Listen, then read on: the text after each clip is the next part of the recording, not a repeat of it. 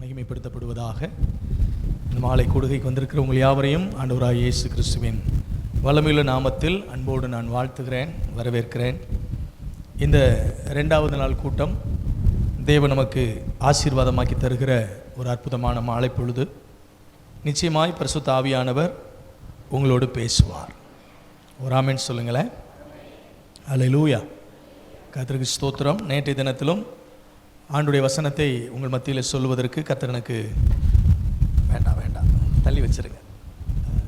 Right, okay, thank you.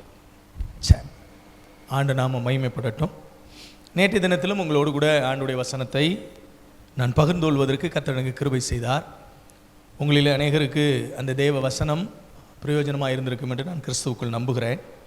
இந்த மாலையிலும் இந்த 2வது நாள் கூட்டத்தில் உங்களோடு ஆண்டுடைய வார்த்தையை சொல்லுவதற்கு நான் விரும்புகிறேன். பரிசுத்த ஆவியானவர் உங்களோடும் என்னோடும் நம்மோடும் பேசுவாராக.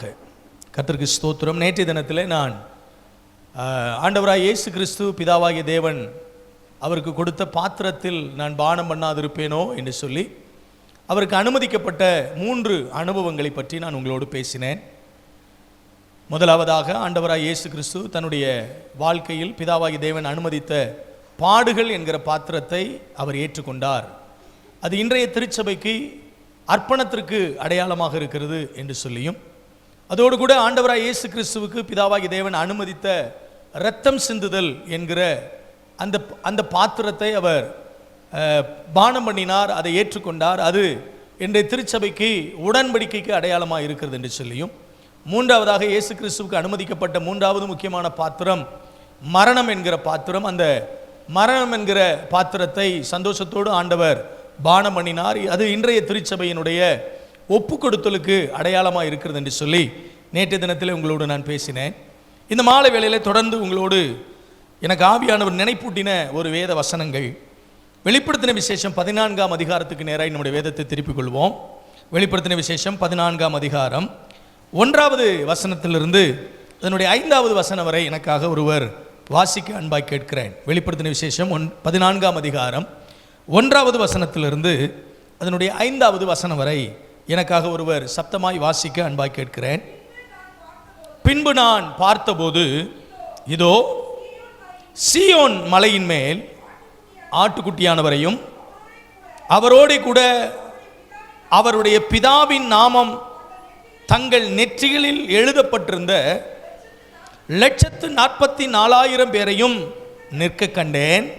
அல்லாமலும் பெரு வெள்ள இரைச்சல் போலவும் பலத்த இடி முழக்கம் போலவும் ஒரு சத்தம் வானத்திலிருந்து உண்டாக கேட்டேன்.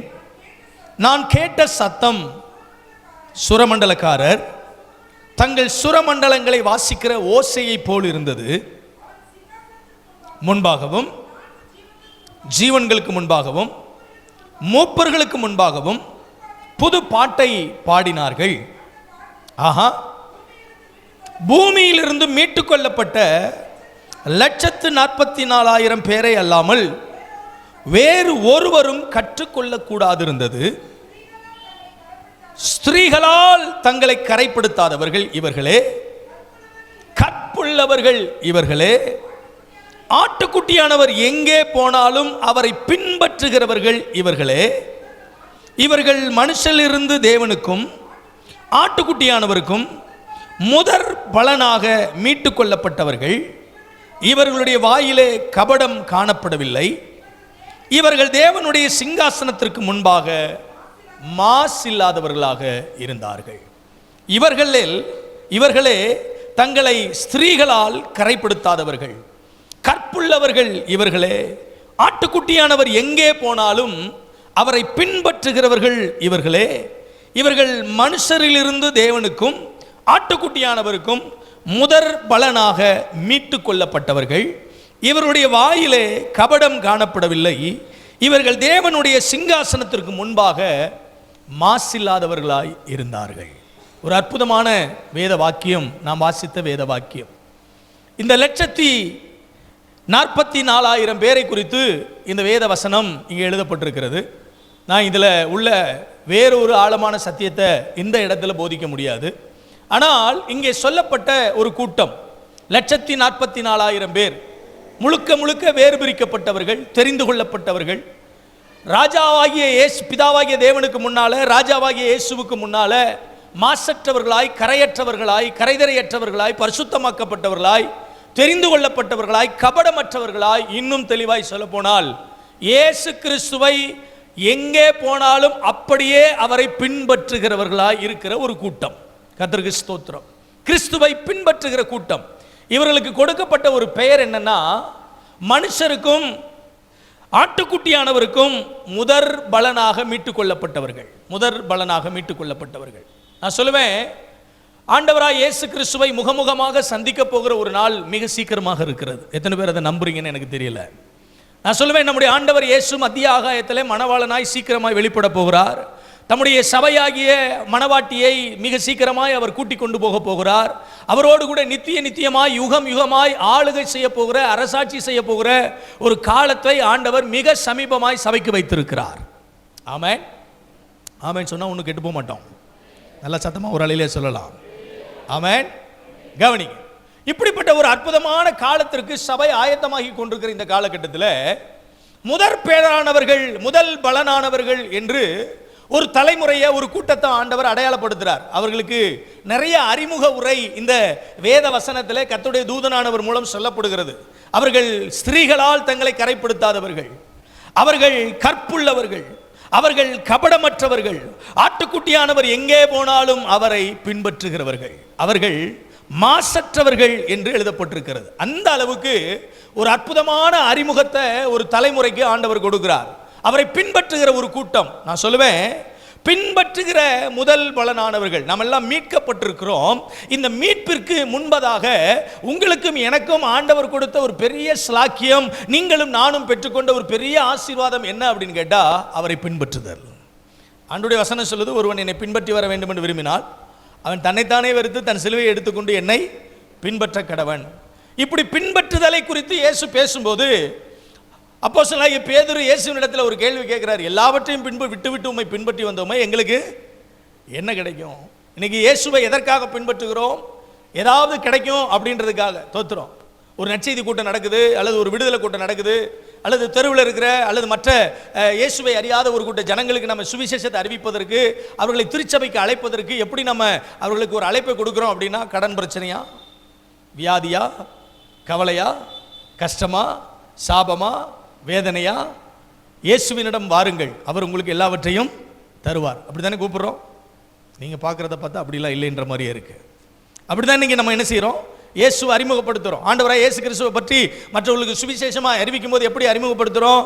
ஆண்டவர் இயேசுவை தேடி வந்தால் உங்கள் கடன் பிரச்சனையெல்லாம் மாறிடும், உங்கள் வியாதியெல்லாம் மாறிடும், உங்கள் கஷ்டமெல்லாம் மாறிடும், உங்களுக்கு இருக்கிற அசுத்த ஆவியின் பிடிகளெல்லாம் விலகிடும். மாற்றுக்கிறது இல்லை, உண்மை உண்மை. இயேசுவை ஒரு மனிதன் என்றைக்கு தன்னுடைய சொந்த ரட்சகராக தன் வாழ்வில் ஏற்றுக்கொள்கிறானோ, அவன் வாழ்வில் ஆண்டவர் தருகிற ஏராளமான விடுதலைகளில் அதுவும் ஒன்று.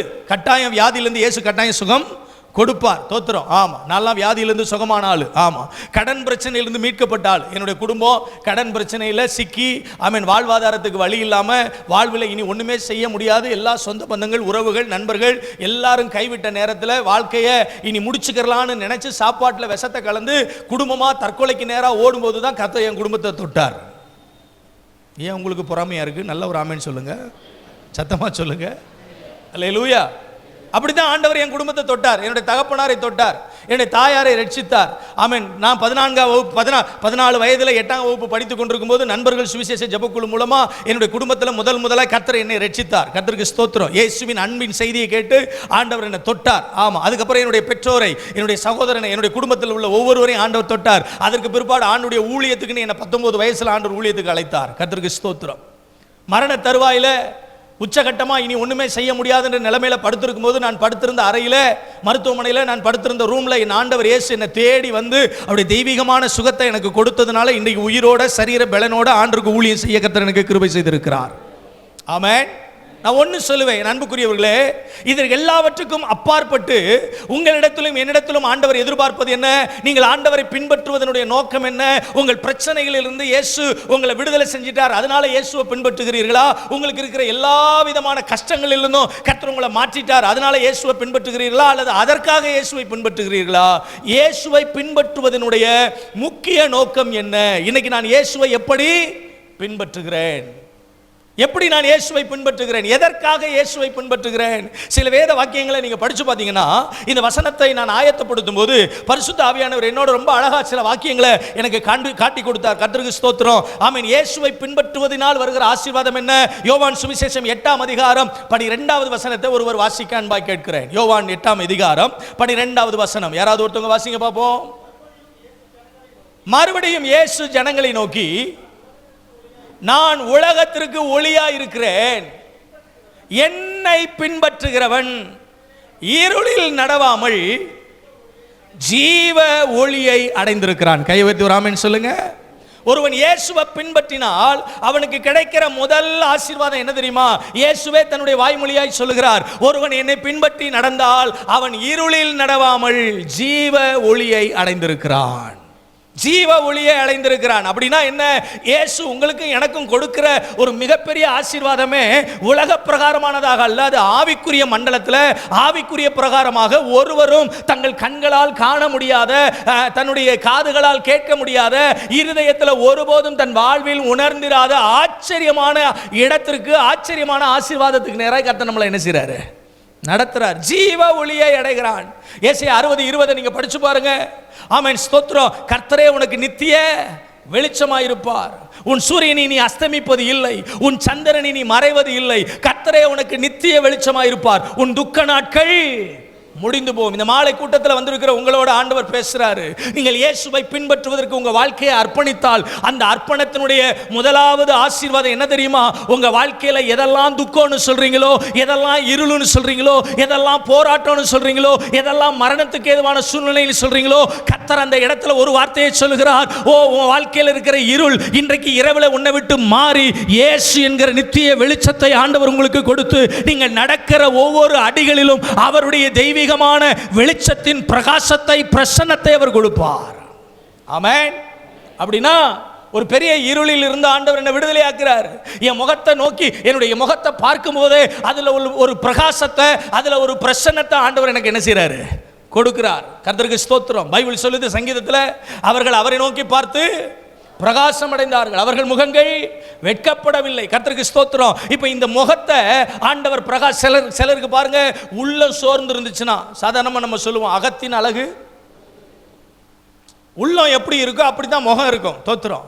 சிலர்லாம் சிரிக்கிறதுக்கு முயற்சி பண்றோம், சிரிக்கிற மாதிரி காட்டுறோம் முகத்தை, ஆனாலும் உள்ளத்தில் இருக்கிற வேதனை முகத்தில் வெளியில என்ன செஞ்சிடும்? தெரிஞ்சிடும். உள்ளத்தில் இருக்கிற இருள் முகத்தில் தெரிஞ்சிடும். தோத்திரம். ஆமா ஆமா, பாருங்க, பல நேரங்களில் நம்ம முகத்தை பார்க்கறதுக்கு சில நேரங்களில் என்ன செய்ய முடியாது. சிலர் முகத்தை, சிலர் தானாவே தான் முகத்தை கண்ணாடியில் என்ன செய்ய முடியாதுங்க, பார்க்க முடியாதுங்க. தோத்திரம். நான் இலங்கையில் ஒரு கல்யாணத்தை நடத்தி வைக்கிறதுக்கு என்னை கூப்பிட்டுருந்தாங்க. தோத்திரம். நானும் கல்யாணம் நடத்த போயிருந்தேன். என்ன நல்லா வரவேற்றாங்க, நல்ல அற்புதமான இடத்துல தங்க வச்சுருந்தாங்க, நல்ல கார் கொடுத்துருந்தாங்க. கல்யாணம் நடக்கிறதுக்கு முன்னால் தோத்திரம் மாப்பிள்ளையும் பொண்ணு வந்து என்கிட்ட ஜெபம் பண்ண வந்தாங்க. ஆமாம், ஹோட்டலில் வந்து ஜெபம் பண்ண வந்தாங்க. நானும் நல்லா ஜெபம் பண்ணி விட்டேன். எங்கே போகிறீங்கன்னு கேட்டேன். அவங்க சொன்னாங்க, பாஸ்டர் ப்ரீ வெட்டிங் ஷூட்டுக்கு போகிறோம். அப்போமே எனக்கு ஒரு மாதிரி ஆயிடுச்சு. தோத்திரம். வசனத்துக்கு புறம்பான காரியமாச்சே. ஆமாம், இது என்ன ஒரு மாதிரி வித்தியாசமாக இருக்குது. அவங்க சொன்னாங்க, இது இங்கே உள்ள கலாச்சாரம், கல்யாணத்துக்கு முன்னாலேயே போய் ஒரு ஷூட்டிங் என்ன செஞ்சுட்டு வந்துடுவோம், பண்ணிட்டு வந்துடுவோம். சரி, அப்போ அந்த பொண்ணு முகத்தை பார்த்தேன், நல்ல திவ்யமாக தெய்வ கடாச்சமாக இருந்துச்சு, முகம் பார்க்கறதுக்கு நல்ல தெளிவாக இருந்துச்சு. நல்லா ஜெபம் பண்ணி அனுப்பிட்டேன். தோத்துறோம். ஞாயிற்றுக்கிழமை அது பாருங்க, அந்த கல்யாணம் வந்து சாயங்காலம் கல்யாணம், காலையில் ஷூட்டிங் போயிட்டாங்க. சாயங்காலம் வந்தாங்க. கல்யாணத்துக்கு நானும் கோட் ஷூட்லாம் போட்டு ஜம்முன்னு போய் நின்றுட்டேன். ஆமாம், மாப்பிள்ளையும் பொண்ணு வந்துட்டாங்க. முதல்ல மாப்பிள்ளை வந்துட்டார், அப்புறம் பின்னால் பொண்ணை கூட்டிகிட்டு வந்தாங்க. பொண்ணை கூட்டிகிட்டு வந்து நான் முகத்தை அப்படி பார்த்தேன். பாருங்க, மத்தியானம் பார்த்த பொண்ணு முகத்துக்கும் இப்போ இருக்கிற பொண்ணு முகத்துக்கும் நிறைய வித்தியாசம். ஆமாம், நான் பக்கத்தில் இருந்த பாஸ்டர்கிட்ட கேட்டேன், காலையில் ஒரு பொண்ணை பார்த்தேன், இப்போ ஒரு பொண்ணாக இருக்குது, பொண்ணை அதுக்குள்ளே மாற்றிட்டாங்களா, அப்படி உடனே மாற்றிட முடியுமா, அப்படி மாற்றினா தப்பாச்சே அப்படின்னு கேட்ட வேளையில் அந்த பாஸ்டர் சொன்னார், பாஸ்டர் ஒன்றும் இல்லை, அதே பொண்ணு தான். என்ன, காலையில் நான் இங்கே பார்க்கும்போது மேக்கப் போடாமல் இருந்துச்சு, இப்போ அதை என்ன போட்டிருக்கு, மேக்கப்பு போட்டிருக்கு. நான் யோசிச்சேன், தோத்துறோம், நம்ம பார்க்கறதுக்கே இப்படி இருக்கே, அவன் கல்யாணம் பண்ணி முடிச்ச பிற்பாடு முகத்தரையை தூக்குனான்னா அவன் பார்த்து என்ன செஞ்சிடக்கூடாது? ஆமாம், ஃபோட்டோவில் காமிச்ச பொண்ணு வேற, இந்த பொண்ணு வேறேன்னு என்ன செஞ்சிடக்கூடாது, சொல்லிடக்கூடாது. நான் கல்யாணத்தை நடத்தி வச்சுட்டு நான் திரும்ப அந்த பொண்ணுகிட்ட கையை பிடிச்சி மாப்பிள்ளையை பார்த்து நான் சொன்னேன், ஐயா இந்த பொண்ணு தானே பார்த்துக்க, வேற அப்புறம் கையை பிடிச்ச பிற்பாடு மறுபடியும் என்ன செய்ய முடியாது, மாற்ற முடியாது. ஏன்னா அந்த முகத்தை பார்க்கல, அது சாதாரணமாக பார்க்கல, அவ்வளோ அழகா அவ்வளோ ஒரு தேவ பிரசன்னமா, அவ்வளோ ஒரு நல்ல ஸ்தோத்திர தெய்வ கடாட்சமாக இருந்துச்சு. இப்போ இந்த மேக்கப்ன்ற பார்வையில் மேக்கப்ன்ற ஒன்றை போட்டுட்டு அந்த முகத்தை பார்த்த உடனே இருள் அடைஞ்சு போயிருந்துச்சு. தோத்துறோம், பேய் மாதிரியே இருக்கு. நான் யோசிச்சேன், இதை போய் நம்ம வெளியில் பலிபடத்தில் என்ன செய்ய முடியாது, சொல்ல முடியாது. சிலருக்கு தன்னுடைய முகத்தில் பிரசன்னத்தை கொண்டு வர்றதுக்கு என்னென்ன பண்ண முடியுமோ அத்தனையும் பண்றோம். நான் சொல்றேன், தேவ பிரசன்னம் என்பது எந்த மேக்கப்னாலையும் வராது. உள்ள வெளிச்சம் இருந்துச்சுன்னா முகத்துல தேவ பிரசன்னம் வந்துடும். உள்ள தேவ பிரசன்னம் இருந்துச்சுன்னா முகத்துல தேவ பிரசன்னம் வந்துடும். தோத்துறோம். மற்றவங்க நம்மளை பார்க்கும்போது, நம்ம முகத்தை பார்க்கும்போது, நம்மளோட பேச ஆரம்பிக்கும் போது இனிமையானதாக இன்பமானதாக நம்ம முகத்தை பார்த்த உடனே ஒரு நம்பிக்கை என்ன செய்யணும், பிறக்கணுங்க. தோத்துறோம். சிலருடைய முகத்தை பார்த்த உடனே இருந்த நம்பிக்கையும் போயிடும். சிலர் உட்கார்ந்து பேசினாங்கன்னா அங்கிருந்து வரும்போதே பெரிய விசுவாசத்தோட தான் வருவாங்க. கர்த்தர் நல்லவர், இந்த சனிக்கிழமை சாயங்காலம் ஆண்டவர் என் கூட பேசுவார், ஒரு பெரிய விடுதலையோட தான் போறேன் அப்படின்னு அந்த நம்பிக்கையோட உள்ள வந்து பக்கத்துல சேர்ல உட்கார்ந்தா, பக்கத்துல உட்கார்ந்து இருக்கிற ஆளுடைய முகத்தை பார்த்த உடனே சுச்சு இருக்கிறீங்களா, வெளியில சொல்லுங்க பாப்போம். பக்கத்தில் உட்கார்ந்து முகத்தை பார்த்த உடனேயுமே தோத்துறோம். ஆமாம், அதனால தான் சிலர்லாம் பாருங்க முகத்தை முக்காடை போட்டு சகோதரி மாதிரிலாம் முழுசாக மூடிடுவாங்க. தோத்துறோம். இது எதுக்குடா வம்பு, நாளைக்கு நம்ம முகத்தை யார்கிட்டையாவது காமிச்சு நமக்கு இருக்கிற நம்பிக்கையும் அவங்களுக்கு இருக்கிற நம்பிக்கையும் மாறி வம்பா போயிடும். அவனு சொல்கிறேன், ஆண்டவர் இன்னைக்கு உங்களோட பேசுவாராக. ஆண்டவருடைய வசனம் ரொம்ப அழகா சொல்லுது, என்னை பின்பற்றுகிறவன் இருளில் நடவாமல் ஜீவ வெளிச்சத்தை அடைவான். ஜீவ வெளிச்சத்தை அடைவான். அதனாலதான் பவுல் பிலிப்பியர்கள் எழுதின நிருபத்தில் சொல்லும்போது சொல்றாரு, பிலிப்பியர் 3வது அதிகாரம் 17வது வசனத்தை ஒருத்தன் வாசிங்க பார்க்கலாம். பிலிப்பியர் 3:17 வேகமா வாசிங்க. சகோதரரே, நீங்கள் என்னோட கூட பின்பற்றுகிறவர்களாகி நாங்கள் உங்களுக்கு வழிகாட்டுகிற, நல்லா கவனிங்க, நாங்கள் உங்களுக்கு வழிகாட்டி நடக்கிறவர்களாகிய எங்களை மாதிரிகளாக நீங்கள் என்ன செய்ய வேண்டும், நோக்க வேண்டும். அப்ப உங்களுடைய ஃபாலோவர், நீங்க யாரை ஃபாலோ பண்றீங்க, நீங்க யாரோட சேர்ந்து நடக்கிறீங்க, நீங்க யாரோட சேர்ந்து பயணிக்கிறீங்க, நீங்க யாரோட சேர்ந்து ஜெபிக்கிறீங்க, நீங்க யாரை பின்பற்றுகிறீங்க. பவுல் ரொம்ப அழகா சொல்றாரு, என்னை பின்பற்றுகிறவர்களாகுங்கள், என்னை போல ஆகுங்கள், நான் கிறிஸ்துவை பின்பற்றுவது போல நீங்கள் என்னை பின்பற்றுங்கள். என் அன்புக்குரியவர்களே, இயேசு ஆமென் ஸ்தோத்திரம், இந்த உலகத்தில் என்ன பின்பற்றுங்கன்னு சொன்ன மாதிரி இயேசுவினுடைய அடுத்த அடிச்சுவடுகளை பின்பற்றுகிற பவுல் சொல்லுகிறான், நான் இயேசுவை பின்பற்றுவது போல நீங்கள். இந்த வசனத்தை கொஞ்சம் ராங்கா இன்டர்பிரேட் பண்றவங்களாம் உண்டு. பவுலை கையில எடுத்துக்கிட்டு பவுலை போல மாற போறேன். நான் சொல்றேன், நம்முடைய ஒரே மாதிரி இயேசு தான். எத்தனை பேர் ஆமென் சொல்றீங்க? நமக்கு இருக்கிற ஒரே ரோல் மாடல் யார் தான்? இயேசு தான். பரிசுத்தத்துக்கு ரோல் மாடல் இயேசு தான். விசுவாசத்துக்கு ரோல் மாடல் இயேசு தான். உடன்படிக்கைக்கு ரோல் மாடல் இயேசு தான். கீழ்ப்படிதலுக்கு ரோல் மாடல் இயேசு கிறிஸ்து தான். பவுல் என்ன சொல்றாரு தெரியுமா? அவர் ஒரு ரூட்டை போட்டு கொடுக்கல. ஐயா நல்லா கவனிங்க, இயேசு நடந்து போறாரு, அவர் ஒரு அடிச்சுவடை விட்டுட்டு போயிருக்காரு.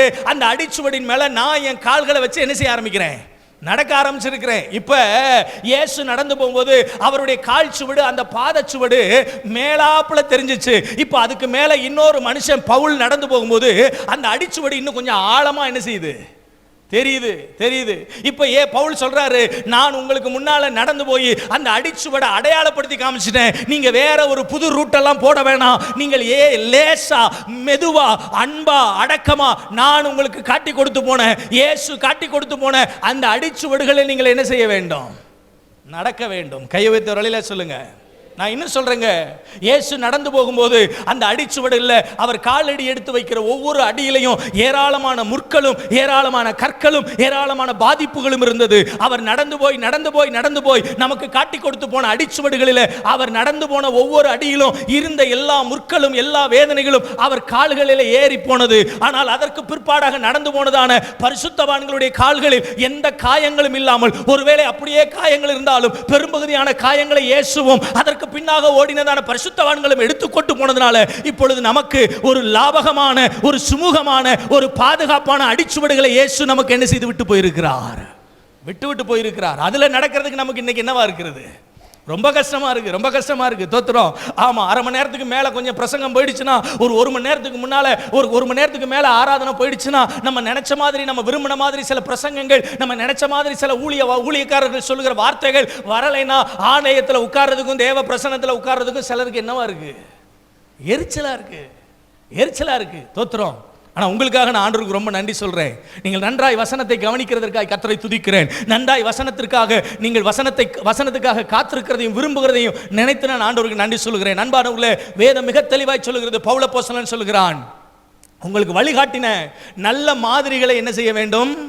நோக்க வேண்டும். உங்கள் கண்கள் அப்படிப்பட்ட நல்ல மாதிரிகளை, ஆமென், முன்மாதிரிகளாக. இன்னைக்கு நிறைய பேர் தோத்திரம் முன்மாதிரிகளாக இருக்கிறோம் என்று சொல்லிட்டு, ஆமென், வேற ஒரு வழிகாட்டுதலை, வேற ஒரு பிரசங்கத்தை, வேற ஒரு வழிமுறைகளை, ஆமென், இன்றைக்கு இருக்கிற திருச்சபைகளுக்கு, வாலிபர்களுக்கு என்ன செஞ்சுட்டு போயிட்டு இருக்கிறாங்க? காட்டிட்டு போயிட்டு இருக்கிறாங்க. Who is your role model? உங்களுடைய முன்மாதிரி யாரா இருக்கிறார்கள்? நீங்க யாரை பின்பற்றுகிறீர்கள்? தோத்திரம், யாரை பின்பற்றுகிறீர்கள்? சமீபத்தில் ஒரு கூட்டத்துக்கு பிரசங்கம் பண்ண போயிருந்தேன். என் கூட 3 ஊழியர்கள் வந்திருந்தார்கள். அவர்களும் பிரசங்கியார்கள், நானும் பிரசங்கியான். தோத்துறோம். அதுல ஒரு சகோதரன் பிரசங்கம் பண்ணும்போது ஒரு குறிப்பிட்ட ஊழியக்காரர் அப்படியே இமிடேட் பண்ணி பிரசங்கம் பண்றாரு. எனக்கு புரிஞ்சு போச்சு. தோத்துறோம், அவருக்கு இவரை ரொம்ப பிடிக்கும் போல இருக்கு. அதனால அவர் பிரசங்கம் பண்ற மாதிரியே பிரசங்கம் பண்றார். நான் சொல்றேன், யாரும் நமக்கு ரோல் மாடலா இருக்கக்கூடாது. நமக்கான ரோல் மாடல் இயேசு கிறிஸ்து மட்டும்தான் இருக்கணும். நம்ம பாடலாம், நம்ம ஆராதிக்கலாம், நம்ம ஜெபிக்கலாம், நம்ம பிரசங்கம் பண்ணலாம், நம்ம ஊழியம் செய்யலாம், what ever it may be, என்ன வேணாலும் நம்ம செய்யலாம். ஆனால் இன்னைக்கு கர்த்தர் உங்களோட பேசுறாரு. நீங்க யாரை ஃபாலோ பண்றீங்க? யார் உங்களுடைய ரோல் மாடலா இருக்கா? யாருடைய அடிச்சுவடுகளை நீங்கள் பின்பற்றுகிறீர்கள்? நீதிமொழிகளின் புத்தகம் 28ஆம் அதிகாரம் 19ஆம் வசனத்தை எனக்காக ஒரு வாசிக்கும்படியான் பாய் கேட்கிறேன். நீதிமொழிகள் 28ஆம் அதிகாரம் 19வது வசனம். வேகமா வாசிங்க பார்க்கலாம். தன் நிலத்தை பயிரிடுகிறவன் ஆகாரத்தினால் திருப்தி ஆவான். யாரை பின்பற்றுகிறவனோ? யாரை பின்பற்றுகிறவனோ? சத்தமா சொல்லுங்க. வீணரை பின்பற்றுகிறவனோ வறுமையால் நிறைந்திருப்பான். வறுமையால் இருப்பான். என்ன அழகா சாலமோன், ஆமென், தன்னுடைய ஞானத்தினால, அனுபவத்தில் சொல்றார் பாருங்க. நிலத்தை பயிரிடுகிறவன் தன்னுடைய ஆகாரத்தினால என்ன செய்திருப்பான்? திருப்தியா இருப்பான். ஆனால் வீணரை பின்பற்றுகிறவனோ, தோத்திரம், இந்த வீணர் என்று சொன்னால் யாரு தெரியுமா? சோம்பேறியா இருக்கிறவன், கீழ்ப்படியாமல் அவன் ஊர் சுத்திட்டு வர்ற ஆளு. சில ஆள்லாம் பாருங்க, வீட்டிலேயே என்ன செய்யாது? தரித்திருக்காது. குடும்பத்தில் வீட்டிலேயே பிள்ளைங்க என்ன சொன்னாலும் கேட்க மாட்டான். தோத்திரம், அவனுக்கு அங்கங்க ஊர் சுத்திட்டு வந்தா தான் அவனுக்கு என்னவா இருக்கும்? திருப்தியா இருக்கும். தோத்திரம். ஆம், அங்கங்க போய் 4 பேரை பார்த்து, வீட்டில் என்னமோ இவரை நம்பித்தான் முழு தேசமும் நம்பி இருக்கிற மாதிரி, இவர் போய் ஆமா 4 பேரை பார்த்து அரசியலை தலையெல்லாம் மாத்துற மாதிரி. அப்படி சாயங்காலம் 6 மணி ஆயிடுச்சுன்னா பைக் எடுத்துட்டு, பைக்கு அப்பா அம்மா வாங்கி கொடுத்தது, பைக்குக்கு போடுற பெட்ரோலை அப்பா அம்மா ஊத்துறது, அம்மா சம்பாத்தியத்தில் அப்பா சம்பாத்தியத்தில் ஊத்துறது, அப்படியே ஊர் சுத்தி, கருமத்தம்பட்டியை சுத்தி, சோமனூரை சுத்தி, அப்படியே ஒரு ரவுண்டு. தோத்துறோம். ஆமா, அப்படி போயிட்டு வந்து 9:30 மணிக்கு எங்கடா இவன் இவ்வளவு வேகமா போயிட்டு இவ்வளவு வேகமா வந்திருக்கிறானே அப்படின்னு பார்த்தா, அவன் 4 ஃப்ரெண்ட்ஸோட போய் பார்த்து பேசி, அவன் கால்கள் வீட்டில் என்ன செய்வதில்லை, நிலைத்திருப்பதில்லை. தோத்திரம். சிலர்லாம் பாருங்க 10 மணி ஆனா கூட 10 மணிக்கு அலாரம் வச்சு எழும்புற ஆள்லாம் பார்த்துருக்கேன் நான். கணம் கோட்டார் அவர்களே, உங்களுக்கு தான் பிரசங்கம் பண்ணுகிறேன். எத்தனை மணிக்கு? 10 மணிக்கு. தோத்திரம். 10 மணிக்கு. பாலா போன இந்த கோவிட், கொரோனான்னு ஒன்று வந்துச்சு. எல்லாருடைய சுறுசுறுப்பையும் எல்லாருடைய உற்சாகத்தையும் என்ன செஞ்சிருச்சு? கெடுத்துருச்சு. அது ஒரு பேய் மாதிரி எல்லாருடைய மனசுலையும் ஏறி உட்கார்ந்துருச்சு. ஆமா, தோத்திரம். காலையில எழும்பி எந்திரிச்சு வாக்கியம் போன காலங்கள்லாம் முடிஞ்சு போச்சு. இப்ப காலையில எந்திரிச்சு படிக்கிற காலங்கள்லாம் முடிஞ்சு போச்சு. நைட்டு 1 மணி 2 மணி சிலர்லாம் பாருங்க. தோத்திரம். ஆமா, நான் பாருங்க வாட்ஸ்அப் ஆன் பண்ணாலே சிலர் எப்பயுமே ஆன்லைன்லேயே இருப்பாங்க. போனை எடுத்து அப்படி பார்த்துக்கிட்டே இருப்பாங்க. ரீல்ஸ். சிலருக்கெல்லாம் அந்த கை ரேகைலாம் என்ன செஞ்சு போச்சாமா? ஹலோ, நேற்று நல்லா தானே பாஸ்டர் போச்சு, இன்னைக்கு ஏன் ஒரு மாதிரி போகுது? அப்படித்தான் ஆரம்பிக்கும் போது அப்படித்தான் போகும். ஒரு இல்லையா சொல்லுங்க பார்ப்போம். நான் சொல்றேன், சோம்பேறித்தனமா இருக்கிறவர்களை குறித்து தான் பைபிள் சொல்லுது வீணர் என்று சொல்லி. எந்த விதமான கவலையும் இல்லாம, கஷ்டமும் இல்லாம கர்த்தர் பார்த்துக்குவார். இதுல வேற வசனம் வேற. தோத்திரம். ஆமா, நான் ஏன் கவலைப்பட வேண்டும்? ஒரு முழத்தை கவலைப்படுவதனால் கூட்டவும் முடியாது, குறைக்கவும் முடியாது. அதனால நான் பாட்டுக்கு எப்படியே இருப்பேன். நடக்கிறது அதுவா தானா என்ன செய்யும்? நடக்கும். மண்ணாங்கட்டி. அதுக்கெல்லாம் வாய்ப்பே இல்லை. தோத்துறோம். ஜெபமே பண்ணிக்கிட்டு இருந்தா போதுமா? ஊழியமே செஞ்சுக்கிட்டு இருந்தா போதுமா? கர்த்தர் தந்துருவாரா? கர்த்தர் கொடுத்துருவாரா? அப்ப நீங்க அமைதியா இருந்துகிட்டே இருந்தா போதுமா? எல்லாம் நடந்துருமா? தோத்துறோம். ஆமா, நான் சொல்றேன், உழைக்க வேண்டிய நேரத்தில் உழைக்கணும், படிக்க வேண்டிய நேரத்தில் படிக்கணும், செயல்பட வேண்டிய நேரத்தில் செயல்படணும், வியாபாரம் பண்ண வேண்டிய நேரத்தில் வியாபாரம் பண்ணணும், ஜெபிக்க வேண்டிய நேரத்தில் ஜெபிக்கணும். நான் ஜெபம் பண்ணிக்கிட்டே இருக்கிறேன். ஆண்டவர் உபவாசம் பண்ணி ஜெபம் பண்றேன். இந்த செமஸ்டர்ல எந்த சப்ஜெக்ட்லயும் நான் ஃபெயிலே ஆகக்கூடாது. நான் ஜெபம் பண்ணிக்கிட்டு 21 நாள் ஃபாஸ்ட் பண்ணி ஜெபம் பண்றேன். புத்தகத்தை மட்டும் பெரட்டவே மாட்டேன். வாய்ப்பே இல்லை ராஜா, வாய்ப்பே இல்லை.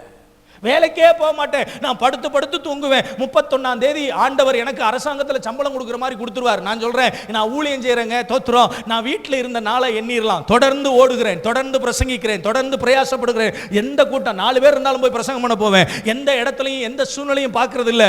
தொடர்ந்து ஓடிக்கொண்டே இருக்கிறேன். எப்படி ஆகிலும் என் ஆண்டவர் என்னுடைய ராஜ்யத்தில், ஆமென், அவருடைய ராஜ்யத்தில் அவருக்கு ஒரு பங்காக நான் செயல்பட்டு ஆக வேண்டும் உழைச்சிக்கிட்டே இருக்கிறேன். நான் சொல்லுவேன், என் ஊழியத்தை ஆரம்பிக்கும் போது 250 ரூபா வீட்டு வாடகை. எவ்வளவு வாடகை?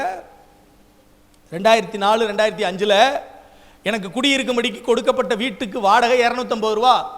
நானும் என் மனைவியும் அந்த ஒரு குறிப்பிட்ட கிராமத்தில் ஊழியம் செஞ்சோம். போயிட்டு திரும்பி வருவதற்கு 12 ரூபா பஸ்ஸு. தோத்துறோம். போறதுக்கு வாரதுக்கும் 12 ரூபா, போறதுக்கு 6 ரூபா, வர்றதுக்கு 6 ரூபா.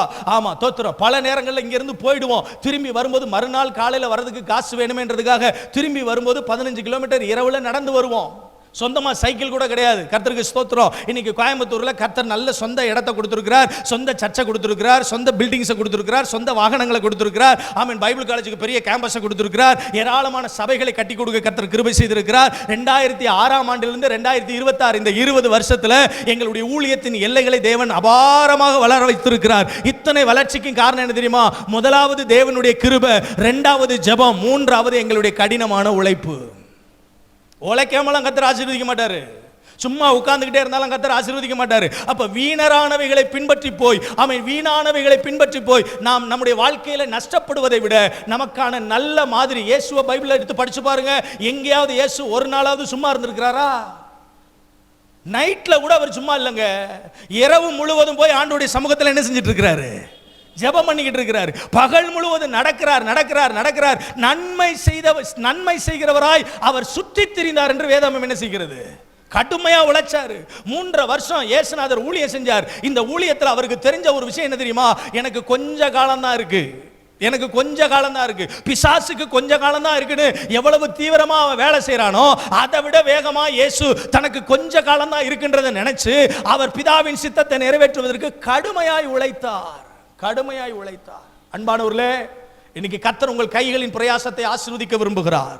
உங்கள் வருமானங்களை ஆண்டவர் ஆசீர்வதிக்க விரும்புகிறார். நீங்கள் எடுக்கிற பிரயாசங்களிலே தேவன் கனத்தையும் மகிமையையும் ஐஸ்வர்யத்தையும் ஆசீர்வாதத்தையும் கொடுக்க விரும்புகிறார். அதற்கு நீங்கள் முதலாவதாக இயேசுவை பின்பற்ற வேண்டும். இயேசு எப்படி செயல்பட்டாரோ, இயேசு எப்படி ஜெபித்தாரோ, இயேசு எப்படி கீழ்ப்படிந்தாரோ, இயேசு எப்படி உழைத்தாரோ, அதுபோல கை வைத்து ஒரு ஆமென் சொல்லுங்க. இன்னைக்கு நம்ம எதை பின்பற்றுகிறோம்? ஒரு 4 காரியத்தை இன்னைக்கு நாம பின்பற்றுகிற 4 அடையாளங்களை நான் காட்டி கொடுத்துட்டு நாம இயேசுவை பின்பற்ற வேண்டுமானால் நாம் நம்முடைய வாழ்க்கையில் செய்ய வேண்டிய அடிப்படையான 3 நிபந்தனைகளை உங்களுக்கு நான் சொல்லிட்டு உங்களுக்காக நான் ஜெபிக்க வேண்டும் என்று விரும்புகிறேன். கவனிங்க. இன்றைக்கு இருக்கக்கூடிய திருச்சபை, இன்றைக்கு இருக்கக்கூடிய தேவனுடைய பிள்ளைகள், இன்றைக்கு இருக்கக்கூடிய தேவ மனிதர்கள், இன்றைக்கு இருக்கக்கூடிய ஊழியர்கள் இயேசுவை பின்பற்றுகிறேன் என்று சொல்லுகிறவர்கள் எதை பின்பற்றுகிறார்கள்? 4 காரியங்கள். முதலாவதாக வேதாகமத்தில் நீங்க படிச்சு பார்த்தீங்கன்னா ஆமோஸ் தீர்க்கதரிசன புத்தகம் 2ஆம் அதிகாரம் 4வது வசனத்தை ஒருவர் வாசிக்கலாம். ஆமோஸ் தீர்க்கதரிசன புத்தகம் 2ஆம் அதிகாரம் 4வது வசனம். மேலும் சத்தமா வாசிங்களே, அவங்களுக்கு ஒரு மைக்கு கூட கொடுங்களே, அவங்களுக்கு ஒரு மைக்கு கொடுங்க. மேலும் யூதாவின் 3-4 பாதகங்களின் நிமித்தமும் 4 பாதகங்களின் நிமித்தமும் நான் அவர்கள் ஆக்கினையை திருப்ப மாட்டேன். நல்லா கவனிங்க. அவர்கள் கர்த்தருடைய வேதத்தை வெறுத்து, நல்லா கவனிங்க, அவர்கள் கர்த்தருடைய கற்பனைகளை கைக்கொள்ளாமல் தங்கள் பிதாக்கள் பின்பற்றின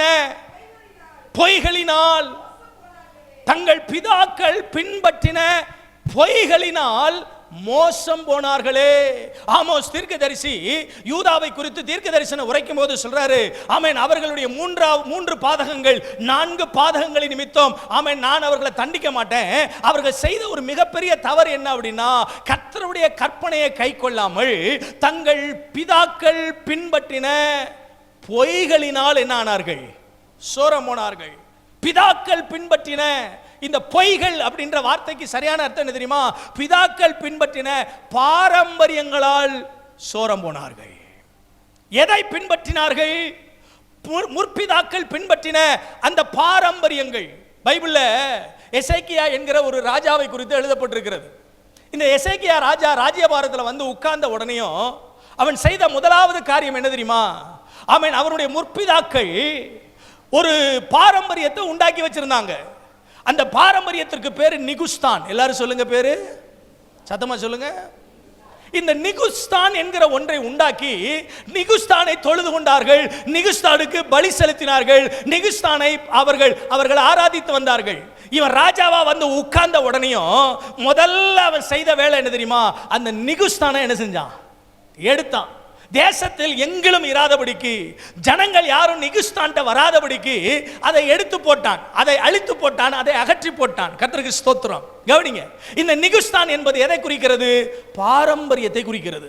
அன்பானவர்களே, இன்னைக்கு நம்ம எதை பின்பற்றுகிறோம்? நம்முடைய முற்பிதாக்கள் சிலர்லாம் பாருங்க, அப்பா சொல்லிட்டாரு, அம்மா சொல்லிட்டாங்க, எங்க தாத்தா சொல்லிட்டாங்க, அதனால நாங்க அதை அப்படியே என்ன செஞ்சுட்டு இருக்கிறோம்? தலைமுறையா பாரம்பரியமா. ஸ்தோத்திரம். வருஷம் நாங்க ரட்சிக்கப்பட்டுட்டா கூட, சர்ச்சுக்கு வந்துட்டா கூட, வருஷத்துக்கு ஒரு தடவை எங்க தாத்தாவுடைய அப்பா வேளாங்கண்ணியில் போய் மொட்டை போட சொல்லியிருக்காரு, அதனால நாங்க தோத்துறோம். யாருதான்? நல்ல ஆவிக்குரிய சபைக்கு போறவங்க தான், நல்ல வசனம் தெரிஞ்சவங்க தான், நல்ல சர்ச்சுக்கு போறவங்க தான், நல்ல ஆண்டவரை ஆராதிக்கிறவங்க தான், வேத வசனம் தெரிஞ்சவங்க தான். ஆனா எங்க தாத்தா சொல்லிட்டாரு, எங்க தாத்தாவுடைய அப்பா சொல்லிட்டாரு, பாரம்பரியமா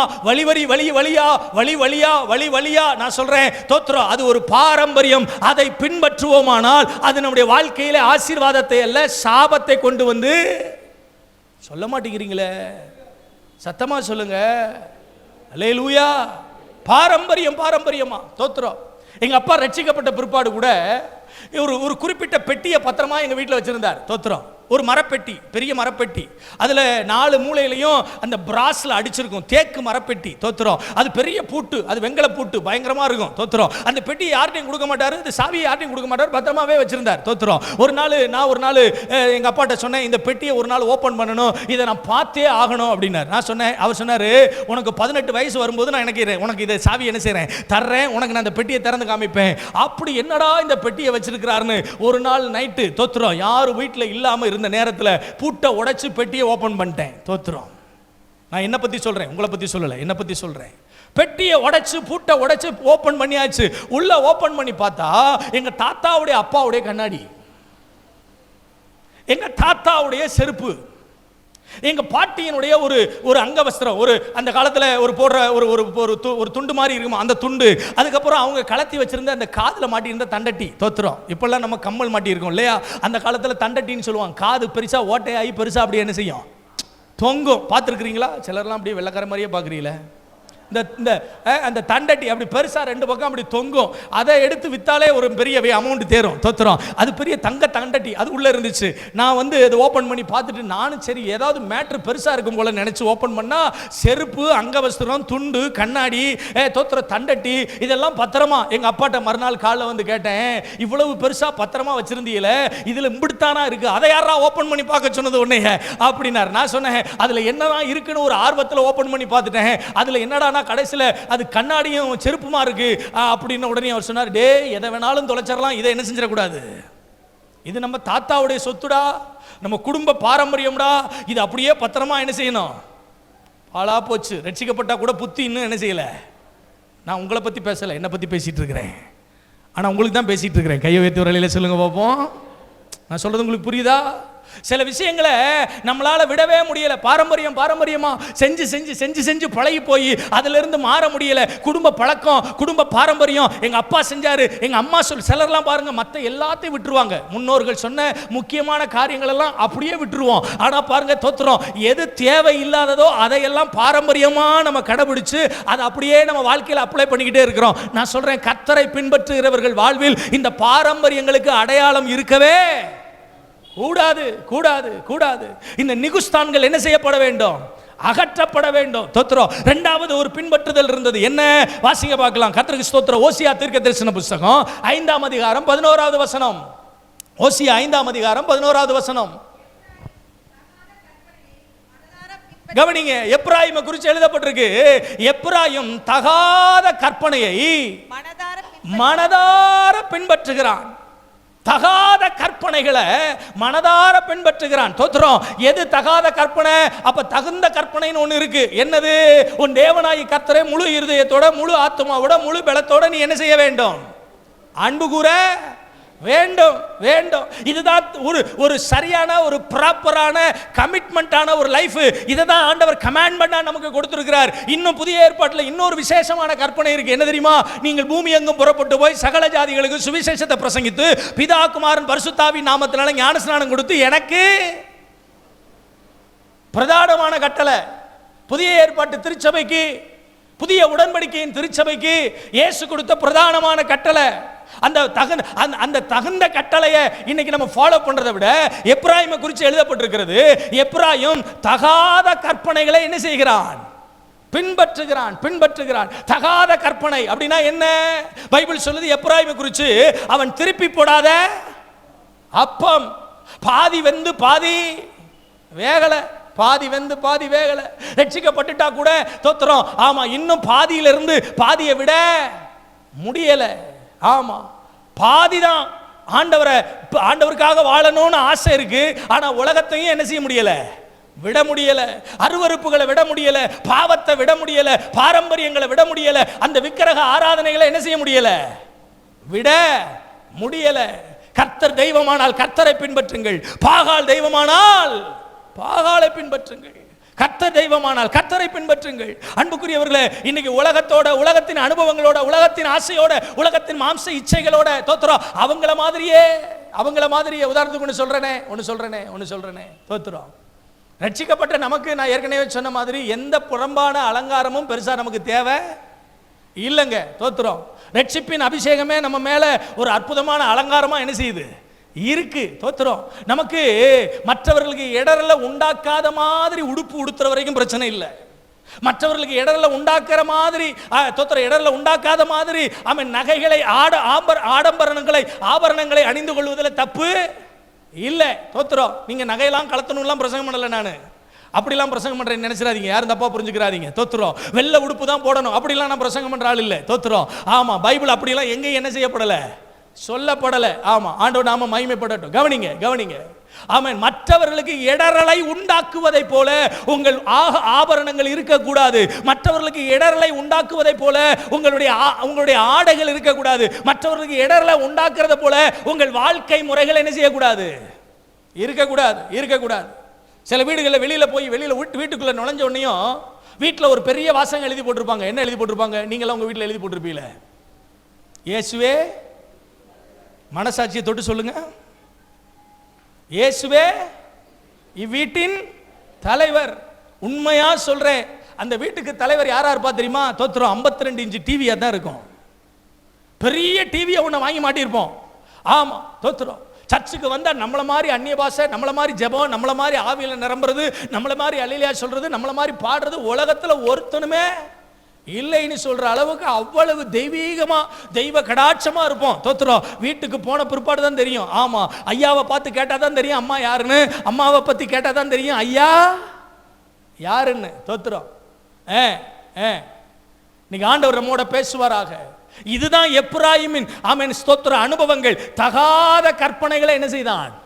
பின்பற்றினான். தகாத கற்பனைகள். தோத்துறோம். அவங்களுக்கு அவங்களே தாங்களே சாட்டிஸ்ஃபைட் பண்ணக்கூடிய அளவுக்கு அவங்களுக்கு அவங்களே அந்த எந்த ஒரு காரியமா இருந்தாலும் அதற்கு பதில் சொல்லுகிற மாதிரி ஒரு வசனத்தை பைபிள்ல என்ன செஞ்சு வச்சிருப்பாங்க?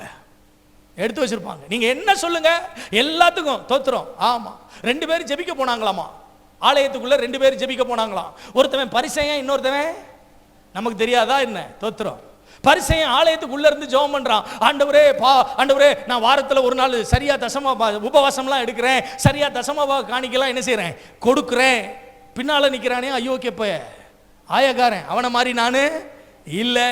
என்னை பத்தி உங்களுக்கு நல்லா தெரியும், நான் வந்திருக்கிறேன் உங்களுக்கு தெரியுமா ஆண்டவரே, என்னுடைய ஜெபம் உங்களுக்கு தெரியும், என்னுடைய உபவாசம் உங்களுக்கு தெரியும், என் காணிக்கை தசமபாகங்கள் எல்லாம் உங்களுக்கு தெரியும். ஆயக்கார வெளியில நின்று ஜெபம் பண்றான். பாவியாகி என் மேல் கிருபை ஆயிரும் ஆண்டவரே. ஆண்டவர் இயேசு சொல்றார், அவனல்ல, எனக்கு கேட்கல, அவனல்ல. இப்ப இயேசுநாதர் எங்க இருக்காருங்க? ஆலயத்துக்குள்ள இருக்காரா, ஆலயத்துக்கு வெளியில இருக்காரா? அவனல்லன்னு பரிசேயனை பார்த்து சொல்லிட்டு இவனேன்னு சொன்னார்னா ஆயக்காரனுக்கு பக்கத்துல தான் ஆண்டவர் என்ன செய்யறாரு, நிக்கிறாரு. ஏன் நிக்கிறாரு? பரிசேயன் உள்ள இருக்கிற வரைக்கும் இயேசுநாதராலேயே ஆலயத்துக்குள்ள என்ன செய்ய முடியல. நிறைய பேருக்குள்ள இந்த பரிசேய ஆவி உள்ள இருந்துகிட்டு இயேசுநாதரே ஆலயத்துக்குள்ள என்ன செய்ய விடல, வரவிடல. ஒரு கதை ஒன்று சொல்றேனே, தோத்துறோம். என்ன மறந்துடுவீங்க, நான் சொல்ற கதையை மட்டும் ஞாபகம் வச்சுக்கிருவீங்க நல்லா. ஒரு கதை, தோத்துறோம். ஒரு பிளாக் மேன், ஒரு கருப்பு மனுஷன், பிளாக் மேன், எத்தியோப்பியன் பாருங்க, ஒரு முறை ஆலயத்துக்கு போய் ஆண்டவரை ஆராதிக்கணும்னு கிளம்பி போறான். ஒவ்வொரு வாரமும் ஞாயிற்றுக்கிழமை ஆராதனைக்கு போறது அவனுடைய வழக்கம். கையில பைபிள் எடுத்துட்டு போகும்போது அவன் நடந்து போற பாதையிலே ஒரு சர்ச்சை பார்க்கறான். தோத்துறோம். அந்த சர்ச்சு பியூட்டிஃபுல்லா இருக்கு, பார்க்கறதுக்கு அவ்வளோ அழகா இருக்கு. அங்க நடக்கிற ஆராதனைகள், அங்க நடக்கிற அங்க ஆராதனையில பயன்படுத்துற மியூசிக் சிஸ்டம்ஸ் எல்லாம் அவனுக்கு பார்க்கறதுக்கு கேட்கறதுக்கு அவ்வளவு இன்பமா இருக்கு. அவன் மனசுக்குள்ள ஒரு ஆசைப்படுறான், என்ன ஒரு நாளாவது ஒரு ஞாயிற்றுக்கிழமையாவது இந்த கோயிலுக்கு என்ன செய்யணும், வரணும், இங்க அவ்வளவு அழகா இருக்க அப்படின்னு ஆசைப்பட்டுட்டு ஒரு தீர்மானம் எடுக்கிறான். இந்த வாரம் ஞாயிற்றுக்கிழமை அங்கதான் நம்ம என்ன செய்யறோம், போறோம் அப்படின்னு தீர்மானம் எடுத்து நீட்டா பேண்ட் ஷர்ட்லாம் மாட்டி ஜம்முன்னு கையில பைபிள் எல்லாம் எடுத்துட்டு இவன் ஆசைப்பட்டு போன அந்த சர்ச்சுக்கு போறான். வாசல்ல ஒரு செக்யூரிட்டி நிக்கிறாரு. அவன் உள்ள போகும்போது அந்த செக்யூரிட்டி சொல்றாரு, நீ எல்லாம் உள்ள என்ன செய்யக்கூடாது, வரக்கூடாது. இவன் கேட்கிறான், ஏன் என்ன உள்ள வரக்கூடாதுன்னு சொல்ற? நான் உள்ள போய் ஆண்டவரை ஆராதிக்கணும்னு ஆசையா இருக்கியா? இந்த சர்ச்சை பார்க்கல அவ்வளோ அழகா இருக்கு, உள்ள ஆராதிக்கிற ஆராதனை மக்கள் எல்லாம் பார்க்கல அவ்வளோ அழகா இருக்கு, அங்கே நடக்கிற அந்த வர்ஷிப் எல்லாம் எனக்கு அவ்வளோ பிடிச்சிருக்கு, நான் உள்ள போகணும் அப்படின்னு கேட்கும்போது அந்த செக்யூரிட்டி சொன்னான், no no, we never allow you, ஒருபோது உன்னை அலோவ் பண்ண மாட்டோம். அப்போ கேட்குறான், ஏன் என்ன உள்ள அலோவ் பண்ண மாட்டேங்கிற? இது வெள்ளக்காரன் ஆராதிக்கிற சர்ச், ஒயிட் பீப்புள் ஆராதிக்கிற சர்ச், நீ பிளாக்கா இருக்கிறதுனால உன்னை என்ன செய்ய மாட்டேன், அலோவ் பண்ண மாட்டேன். சொல்றான், ஐயா நீ உள்ள விடலைனாலும் பரவாயில்ல, இந்த லாபியில் நின்று கொஞ்ச நேரம் என்ன செஞ்சுட்டு போயிடுறேன், ஆண்டவரை ஆராதிச்சுட்டு போயிடுறேன், முன்னோம் அலோவ் பண்ணவே மாட்டேன். ரொம்ப கஷ்டப்பட்டுட்டு பக்கத்தில் இருக்கிற பார்க்கில் உட்காந்து ஓன்னு அழுது ஜெபம் பண்றான். ஆண்டவரே என்னை உள்ள என்ன செய்ய மாட்டேங்காங்க, விட மாட்டேங்காங்க ஆண்டவரே. கண்ணீரோடு ஜெபிக்கும் போது திடீர்னு ஆண்டவர் இயேசு அவனுக்கு தரிசனமாகிறார். அந்த இடத்துல அவனுக்கு ஒரே சந்தோஷம், ஆண்டவரே நீரே இங்கே வந்துட்டீரா? ஆமா. இயேசுநாதர் கேட்கிறாராம், உனக்கு என்னடா பிரச்சனை, ஏன் இவ்வளவு துக்கத்தோட வேதனையோட இருக்க? ஆண்டவரே என்னை உள்ள என்ன செய்ய மாட்டேங்கிறாங்க, விட மாட்டேங்கிறாங்க ஆண்டவரே. எவ்வளவு நேரமா உள்ள போறதுக்கு போராடிட்டு இருக்கிற?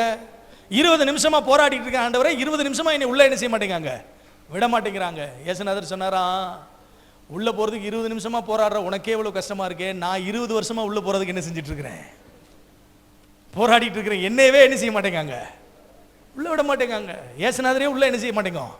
இன்னைக்கு ஆவிக்குரிய வாழ்க்கையில, கிறிஸ்தவ அனுபவத்துல, ஆலயத்துக்கு போகிற நம்ம குடும்பத்துல, நம்முடைய தனிப்பட்ட வாழ்க்கையில பலவிதமான தகாத கற்பனைகள் ஆண்டவரே உள்ள வருவதற்கு என்ன செய்ய மாட்டேங்குது, அனுமதிக்க மாட்டேங்குது.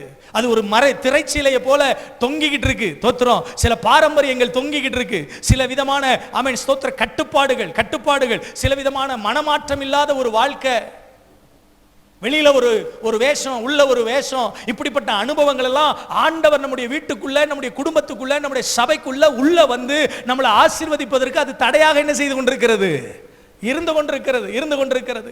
மூணாவது இன்னொரு வசனத்தை கூட வாசிங்க பார்க்கலாம். அதே ஓசியா புஸ்தகம் 2ஆம் அதிகாரம் 5வது வசனத்தை எனக்காக ஒருங்க வாசிங்க பார்ப்போம். ஓசியா 2:5. அவர்களுடைய தாய்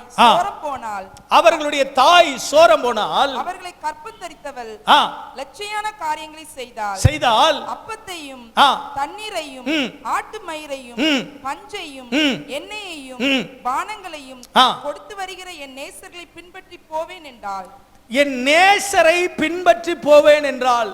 ஓசியா புஸ்தகத்தை நீங்க எத்தனை பேர் படிச்சிருக்கிறீங்கன்னு எனக்கு தெரியல. ஓசியாவினுடைய பின்புலம் என்னன்னு உங்களுக்கு தெரியுமான்னு எனக்கு தெரியல. ஆண்டவர் இஸ்ரவேல் ஜனங்களை மனம் திரும்புவதற்கும் அவர்கள் பாவத்தை உணர்த்துவதற்கும் தேவனால் அழைக்கப்பட்ட ஒரு தீர்க்கதரிசி யாரு? ஓசியா. இவர்களுக்கு ஆண்டவர் இவர்களுடைய பாவத்தை உணர்த்துவதற்கு தீர்க்கதரிசியை எப்படி பயன்படுத்தினார் தெரியுமா? சோரம் போன ஒரு வேசிய கல்யாணம் பண்ண வச்சார். யார? ஓசியா தீர்க்கதரிசிய ஒரு வேசிய கல்யாணம் பண்ண வச்சு அவள் மறுபடியும் இந்த அற்புதமான மணவாளனாகிய ஓசியாவை விட்டுட்டு அவள் வழி விலகி தனக்கு விருப்பமான நேசர்களிடத்தில் பணத்துக்காக, காசுக்காக, சாப்பாட்டுக்காக, ஆமென் ஸ்தோத்திரம், ஆட்டுக்குட்டிகளுக்காக, ஆமென் ஸ்தோத்திரம், இந்த உலகத்தினுடைய சில ஐஸ்வர்யங்களுக்காக நேச மணவாளனாகிய அந்த அந்த அந்த அந்த நேசரை, அந்த புருஷனை விட்டுட்டு அநியாயமாய் அந்நிய நேசர்களோடு போவதை அடையாளப்படுத்தி இப்படித்தான் என்னுடைய ஜனங்கள் இருக்கிறார்கள் என்பதை ஆண்டவர் ஓசியாவுக்கு பாரப்படுத்தி தீர்க்கதரிசனம் சொல்ல வச்சார். ரொம்ப கஷ்டம் தெரியுமா உங்களுக்கு? இந்த மாதிரி ஊழியம் செய்யறதெல்லாம் ரொம்ப கஷ்டம். தோத்திரம். இப்ப ஆண்டவர் ஓசியா தீர்க்கதரிசி இந்த அனுபவத்துக்களை கொண்டு போறாரு. இப்படித்தான் இந்த நேசருக்கு பின்னால போனதான இந்த மனவாட்டிய போலதான் இன்றைக்கு இருக்கிற திருச்சபை, இன்றைக்கு இருக்கிற இளைஞர்கள், இன்றைக்கு இருக்கிற வாலிபர்கள், இன்றைக்கு இருக்கிறதான யுவதிகள், இன்றைக்கு இருக்கிறதான தேவனுடைய பிள்ளைகள் நேசர்களுக்கு பின்னால என்ன செய்யறாங்க? போறாங்க. ஆடம்பரங்களுக்கு பின்னால, ஆபரணங்களுக்கு பின்னால, ஆட்டம் பாட்டங்களுக்கு பின்னால, அலங்காரங்களுக்கு பின்னால. கர்த்தருக்கு ஸ்தோத்திரம். கொஞ்ச நாளைக்கு முன்னால எங்க சர்ச்சுக்கு ஒரு சகோதரி வந்தாங்க. ஒரே ஒரு வாரம் ஞாயிற்றுக்கிழமை வந்துட்டு திரும்ப வரல. 2 வாரங்கள் கழிச்சு நாங்க போய் விசாரிச்சோம். என்ன சிஸ்டர், ஒரு வாரம் வந்தீங்க, குடும்பமா வந்தீங்க, இப்ப நீங்க வரலையே, என்ன காரணம்? ஏன் வரல? தொடர்ந்து ஆலயத்துக்கு வரலாமே, தொடர்ந்து ஆண்டவரை தேடலாமே. அவங்க ஒரு குறிப்பிட்ட ஆலயத்தினுடைய பேரை சொல்லி நாங்க அங்க போறோம் அப்படின்னாங்க. அப்படியா, சந்தோஷம்.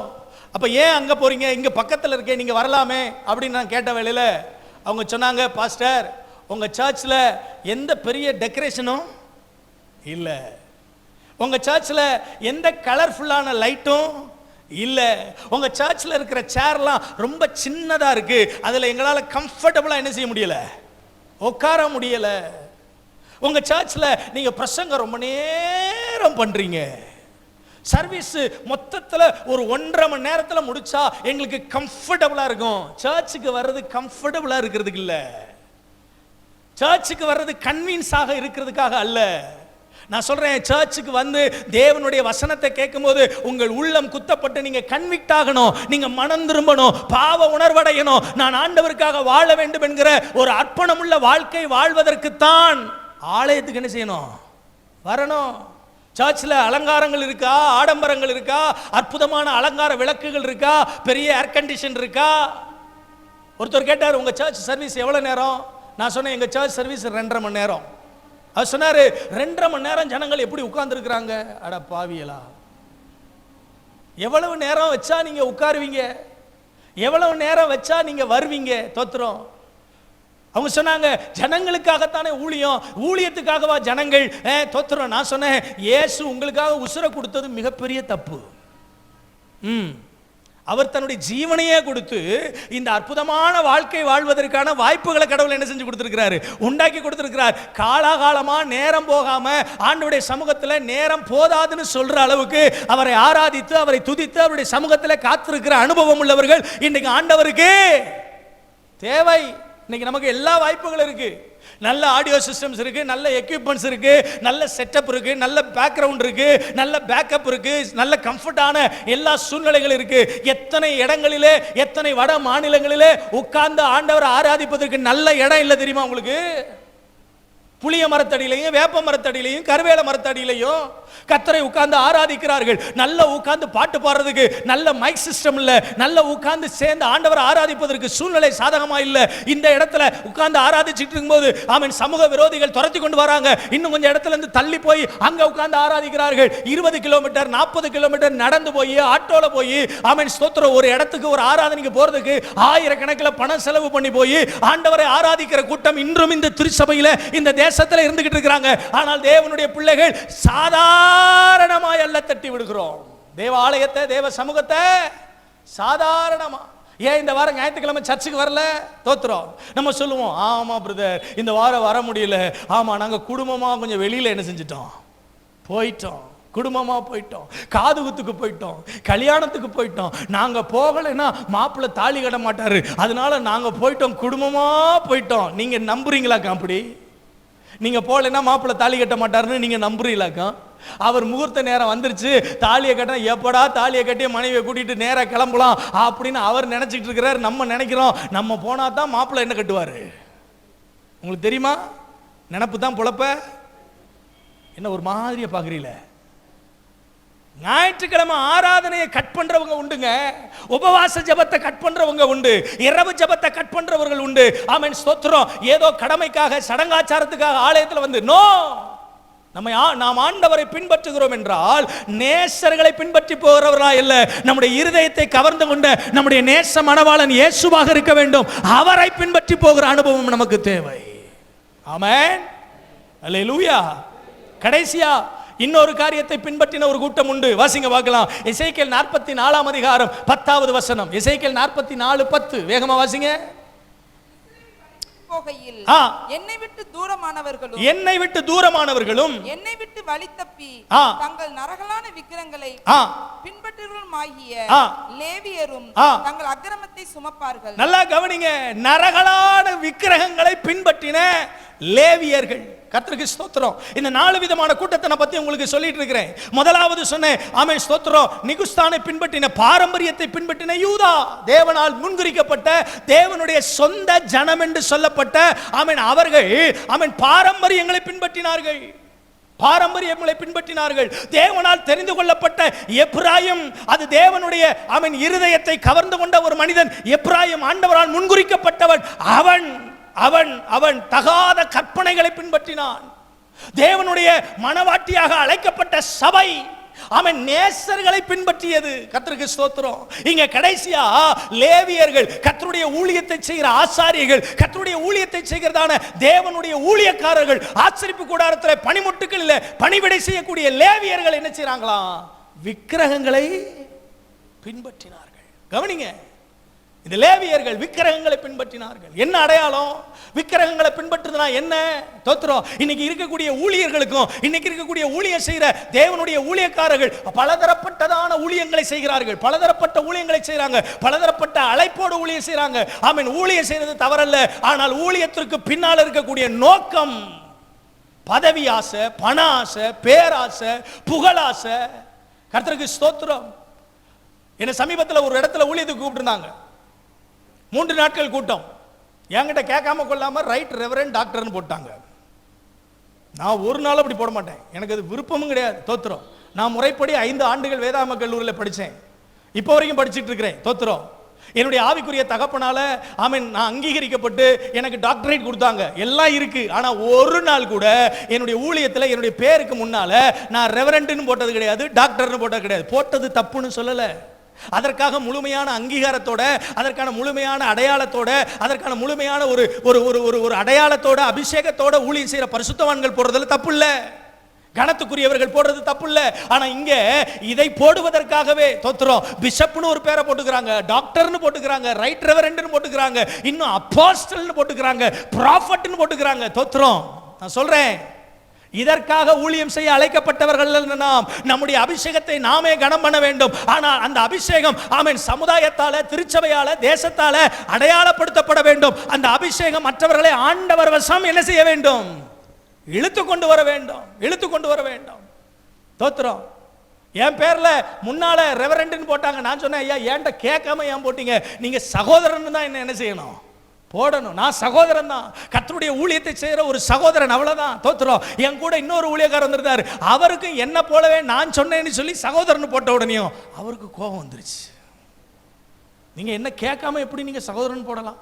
நான் யார் தெரியுமா? எனக்கு பின்னால எவ்வளவு பட்டங்கள் இருக்கு தெரியுமா? எனக்கு எவ்வளவு. நான் சொல்றேன், ஆண்டவருடைய ஊழியத்தை செய்வ வந்திருக்கிற தேவனுடைய ஊழியர்களாகிய ஒவ்வொருவருக்கும் தெரிய வேண்டிய ஒரு சத்தியம் என்ன தெரியுமா?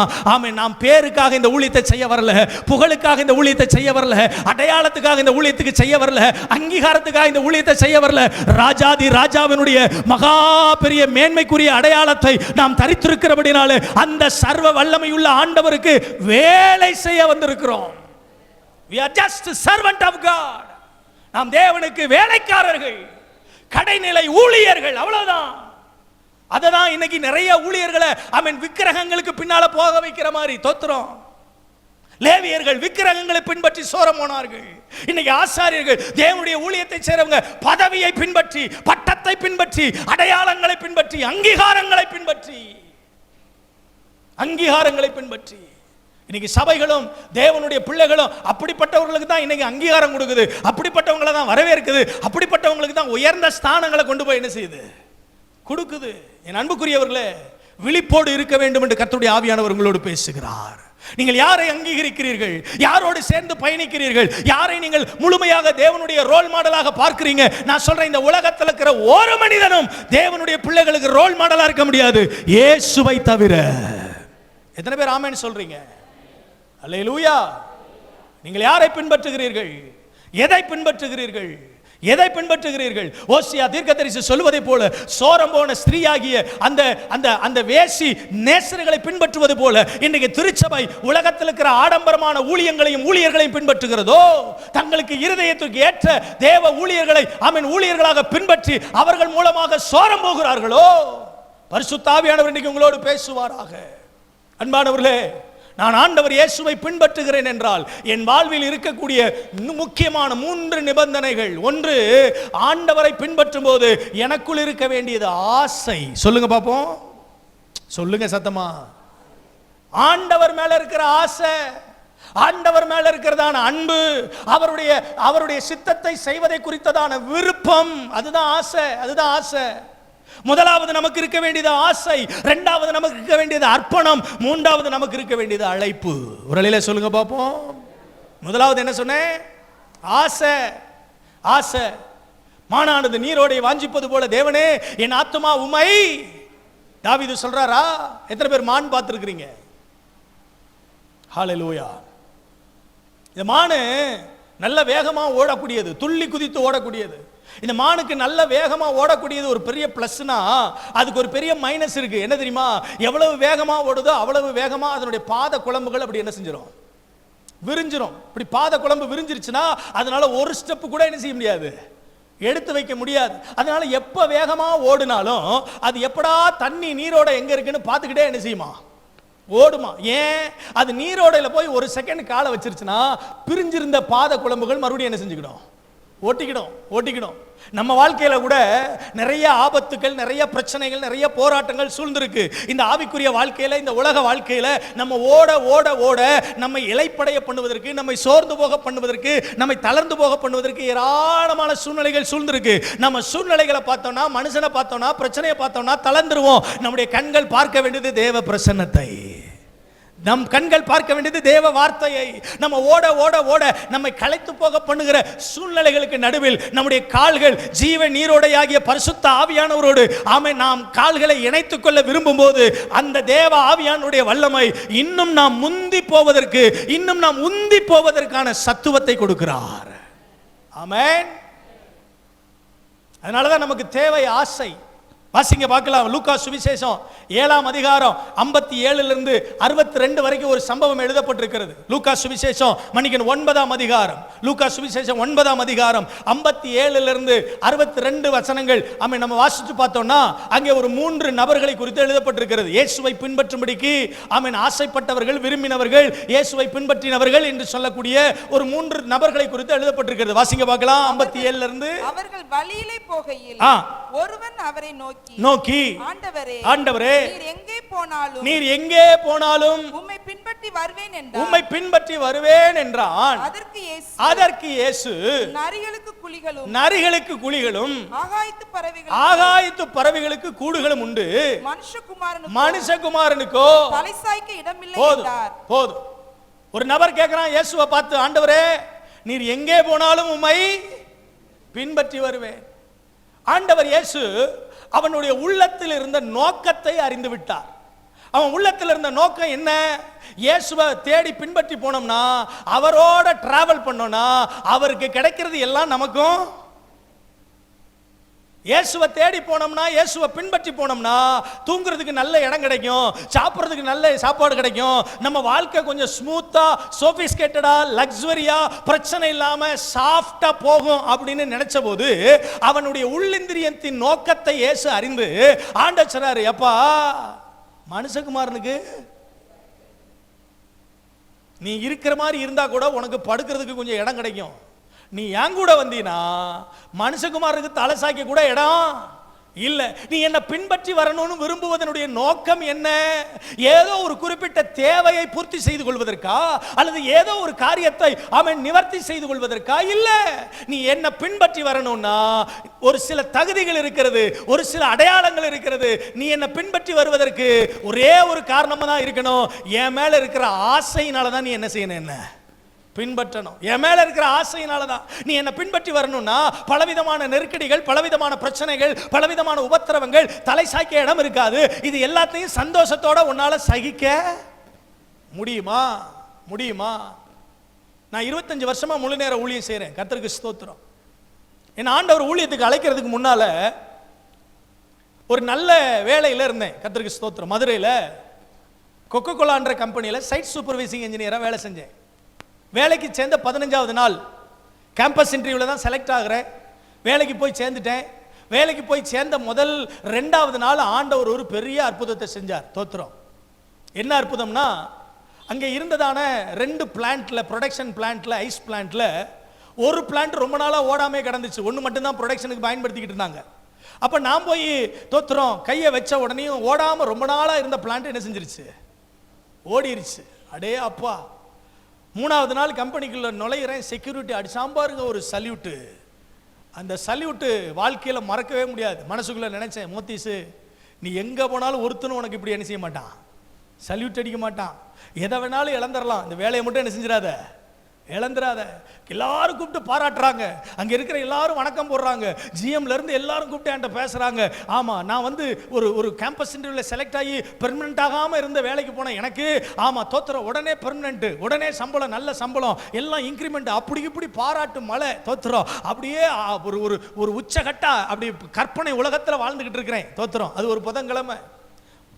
புதன்கிழமையாச்சு, வியாழக்கிழமையாச்சு, வெள்ளிக்கிழமையாச்சு, சனிக்கிழமையாச்சு. பாராட்டு மலை குமிஞ்சுக்கிட்டு இருக்கு. ஞாயிற்றுக்கிழமை காலையில் ஆராதனையில் பின் வரிசையில் உட்காந்து தோத்துறேன். நான் அப்படியே அதெல்லாம் நினைச்சு கடவுளுக்கு நன்றி சொல்லிட்டு இருக்கிறேன். எங்க பாஸ்டர் பிரசங்கம் பண்ணிட்டு இருந்தவர் திடீர்னு பிரசங்கத்தை நிப்பாட்டி விரலை நீட்டி ஒன்னு ஆண்டவர் ஊழியத்துக்கு அழைக்கிறாருனாரு. எனக்கு வந்துச்சு பாருங்க கோபம். ஊழியமா? தோத்துறோம். இப்பதான் நல்ல வேலையில் அமர்ந்திருக்கிறோம், அதுக்குள்ள ஊழியம்ன்றாரு. கோபத்தோட எந்திரிச்சு பாதி ஆராதனையில் எந்திரிச்சு போயிட்டேன். தோத்துறோம். திங்கக்கிழமை காலையில வேலைக்கு போயிட்டு சாயங்காலம் வீட்டுக்கு வந்தா வீட்டுக்குள்ள நுழையும் போது எங்க வீட்டுக்குள்ள ஒரு ஊழியக்காரர் வந்து நிக்கிறாரு. ஆமா, எங்க அம்மா சொல்றாங்க, நல்ல வேளை தம்பி வந்துட்டான், பாஸ்டர் நீங்க ஜெபம் பண்ணுங்க. ஆமா, அவனை குறிச்சு தான் எனக்கு ஒரு பெரிய பாரம். எங்க அம்மா. தோத்துறோம். ஆமா, அவங்க என்னட்ட கேட்காம எனக்கே தெரியாம என் வாலிப காலத்துல என்ன ஊழியத்துக்கு கொடுக்குறேன்னு ஆண்டவர்ட்ட என்ன செஞ்சுட்டாங்க, ஒப்பு கொடுத்துட்டாங்க. இந்த அம்மா மாதிரிலாம் இருக்காங்களே, சில பிள்ளைகள் அப்படி நினைப்பாங்க. தோத்துறோம். ஆமா, அப்படி ஒப்பு கொடுத்துட்டாங்க. பாஸ்டரியா எந்திரிச்சு ஜெபம் பண்ண ஆரம்பிச்சா அவர் அந்நிய பாஷையில பேசிட்டு ஆவியில நிரம்பி தீர்க்க தரிசனமா சொல்றாரு. இந்த தேசத்தின் கொடியை பார்க்கிறேன், அந்த தேசத்தின் கொடியை பார்க்கிறேன், இந்த தீவுகளுக்கு கடவுள் உங்க பிள்ளைய கொண்டு போவாரு, அவன் ஊழியம் செய்யறத பார்க்கிறேன், பல ஆயிரம் கூட்டங்களுக்கு நடுவில். நான் அப்படியே கண்ணை திறந்து பாஸ்டரியாவை முறைச்சு பார்க்கிறேன். நீர்பாட்டுக்கு எதையாவது ஒன்று அடிச்சு விடுறீரே, நியாயமாயா இது? தோத்திரம். எங்கள் அம்மாட்ட மெதுவாக போய் ஜெபம் முடிச்சோன்னே சொன்னேன், அவருக்கு 500 ரூபா காணிக்க கொடுக்கறது போல ஒரு 1000 ரூபாயை கொடுத்துருங்க, அடுத்த தடவை இந்த பக்கம் என்ன செஞ்சிடக்கூடாது, வந்துடக்கூடாது. ஏன்னா எனக்கு என்ன எண்ணம், ஊழியத்தை தாங்கணும், அதில் மாற்றுக்கிறது இல்லை. ஆனால் ஊழியம்லாம் நம்மளால என்ன செய்ய முடியாது, செய்ய முடியாது. ஊழியம்லாம் நம்மளால செய்ய முடியாது, அதெல்லாம் நமக்கு ஒத்து வராது. தோத்துறோம். 2 முறை ஆண்டவர் என் கூட பேசியும் அந்த ஊழியத்தை செய்ய வேண்டாம் என்று வெறுத்து ஒதுக்கி ஓரம் கட்டிட்டு நான் போய் வேலைக்கு போறேன். கர்த்தருக்கு ஸ்தோத்திரம். ஒரு புதன்கிழமை முடிஞ்சு மறு புதன்கிழமை, முதல் புதன்கிழமை பாராட்டு மலை.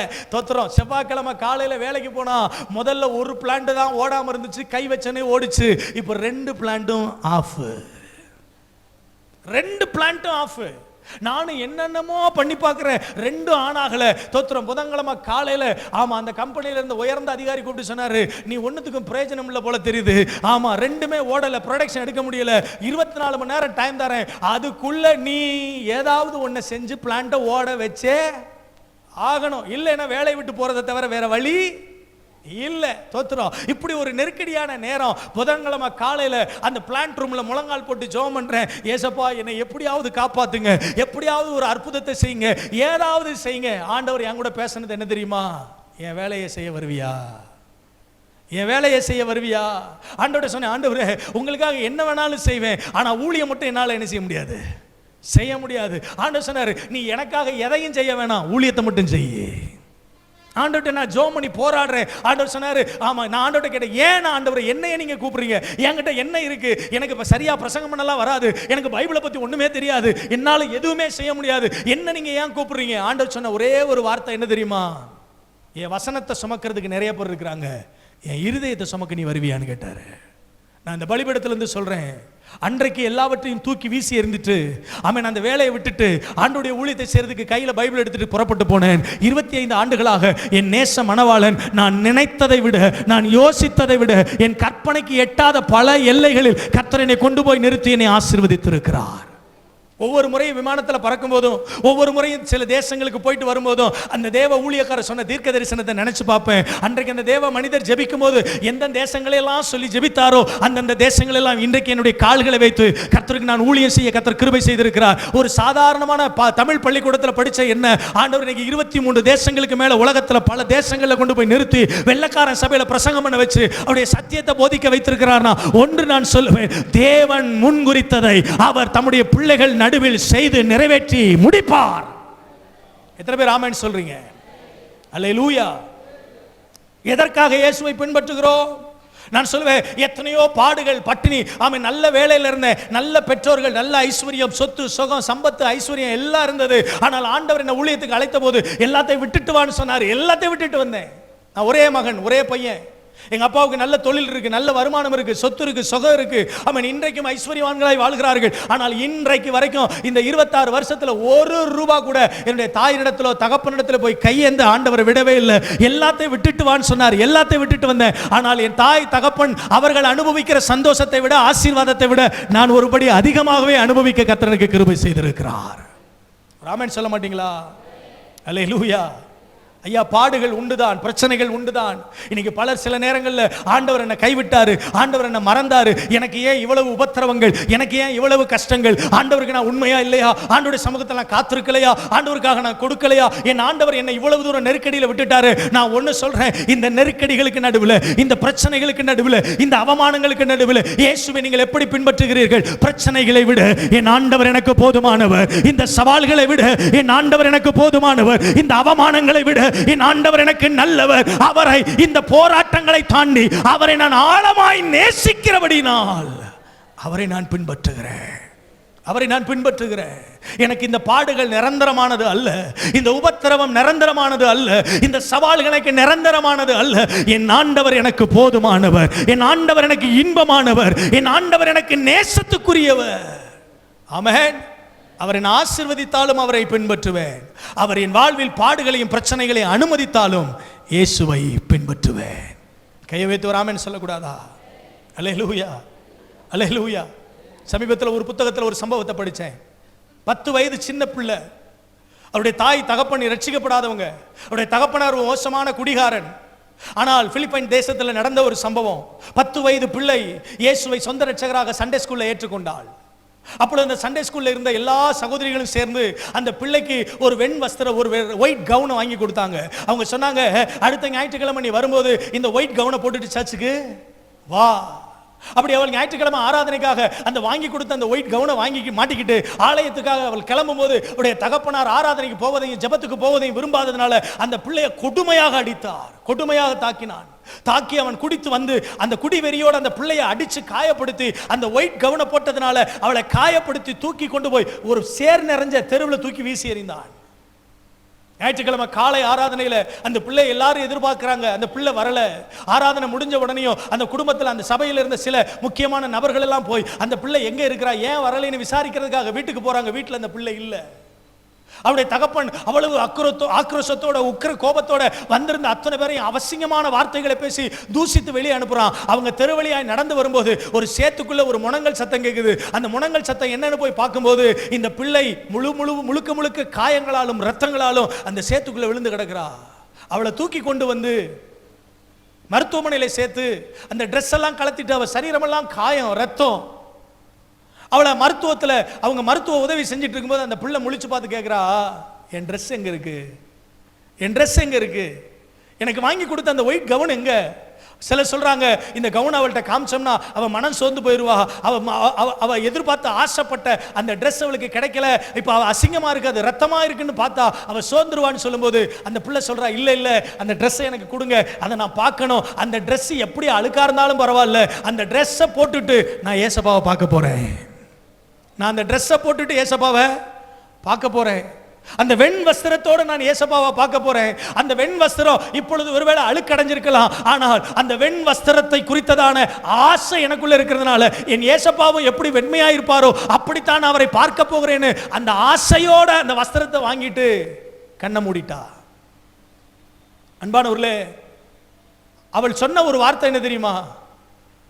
என்னுடைய வஸ்திரம் எனக்கு கொடுக்கப்பட்டது, இந்த வஸ்திரம் ஒருவேளை இந்த மேல இருக்கிற வஸ்திரம் எல்லாம் இப்பொழுது என்னுடைய தகப்பனுடைய காயத்தினாலையும் சேற்றினாலையும் கரப்பட்டு போயிருக்கு, ஆனால் எனக்குள்ள இருக்கிற ரட்சிப்பு என்கிற வஸ்திரம் இன்னும் வெண்மையாக இருக்கிறது.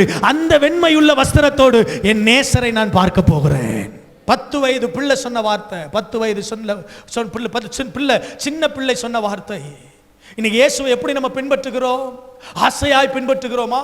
அவர் நம்முடைய வாழ்க்கையில் அனுமதித்த எல்லாவற்றுக்கும் நன்றி சொல்லுகிறோமா?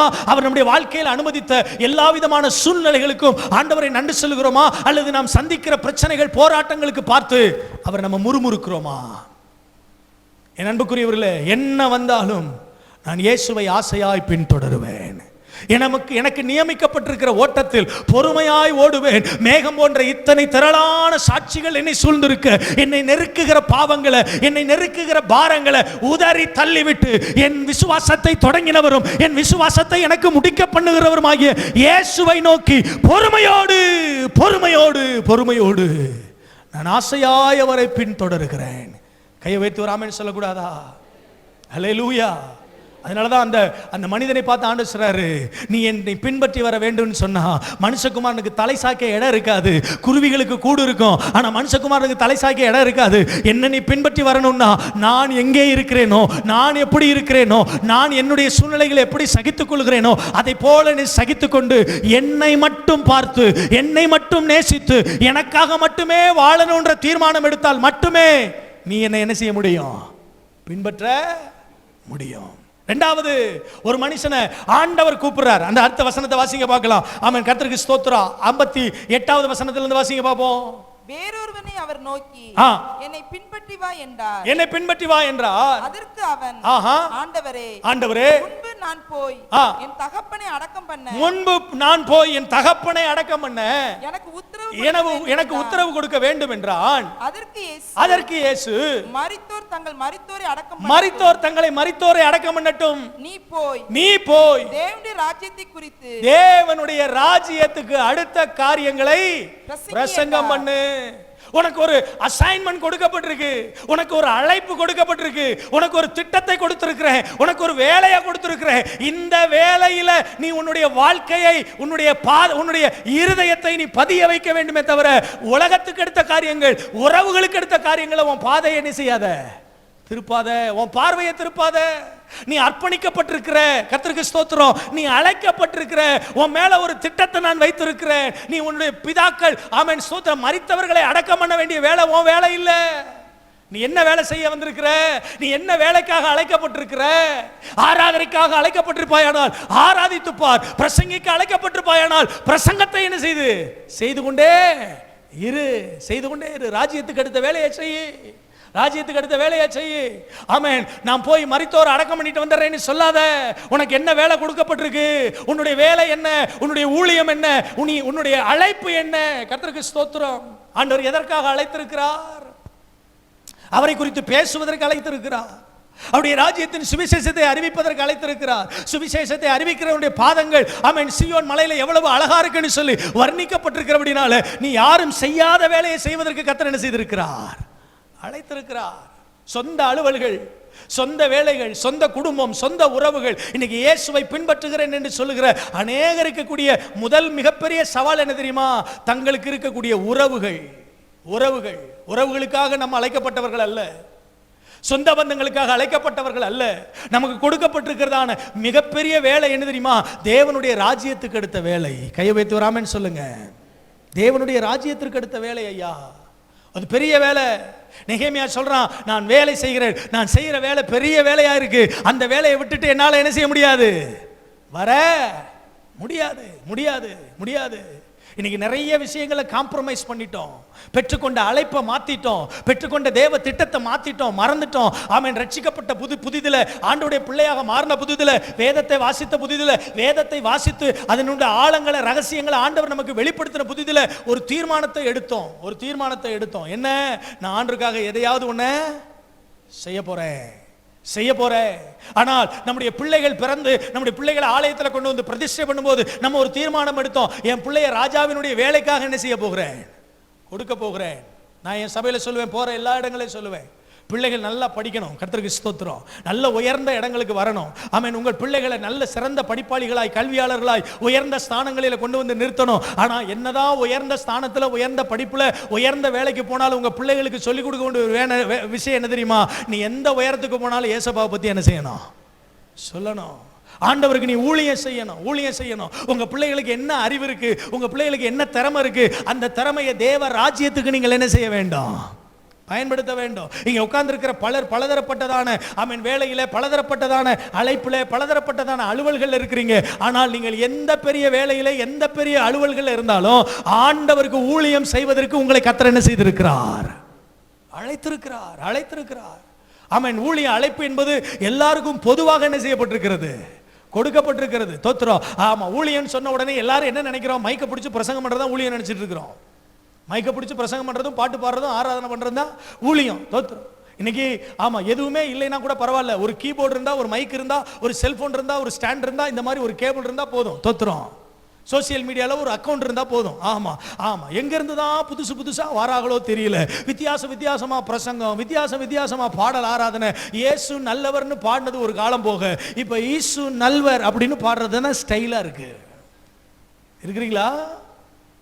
தோத்திரம். ஆமா.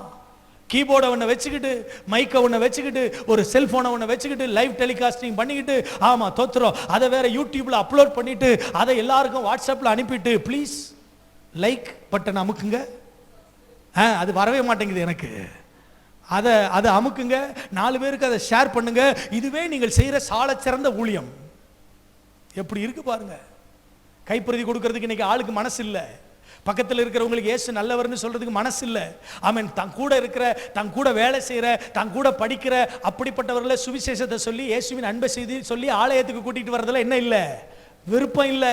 நான் சொல்லுவேன், நீங்க இயேசுவை பத்தி பேசக்கூட வேணாங்க. இயேசுவை போல உங்க வாழ்க்கையில நடந்து பாருங்க, உங்க வாழ்க்கை இயேசுவை பேசும். அப்படிப்பட்டவர்கள் உங்கள் வாழ்க்கையை பார்த்து இயேசுவினிடத்தில் வருவார்கள். இது ஊழியம்.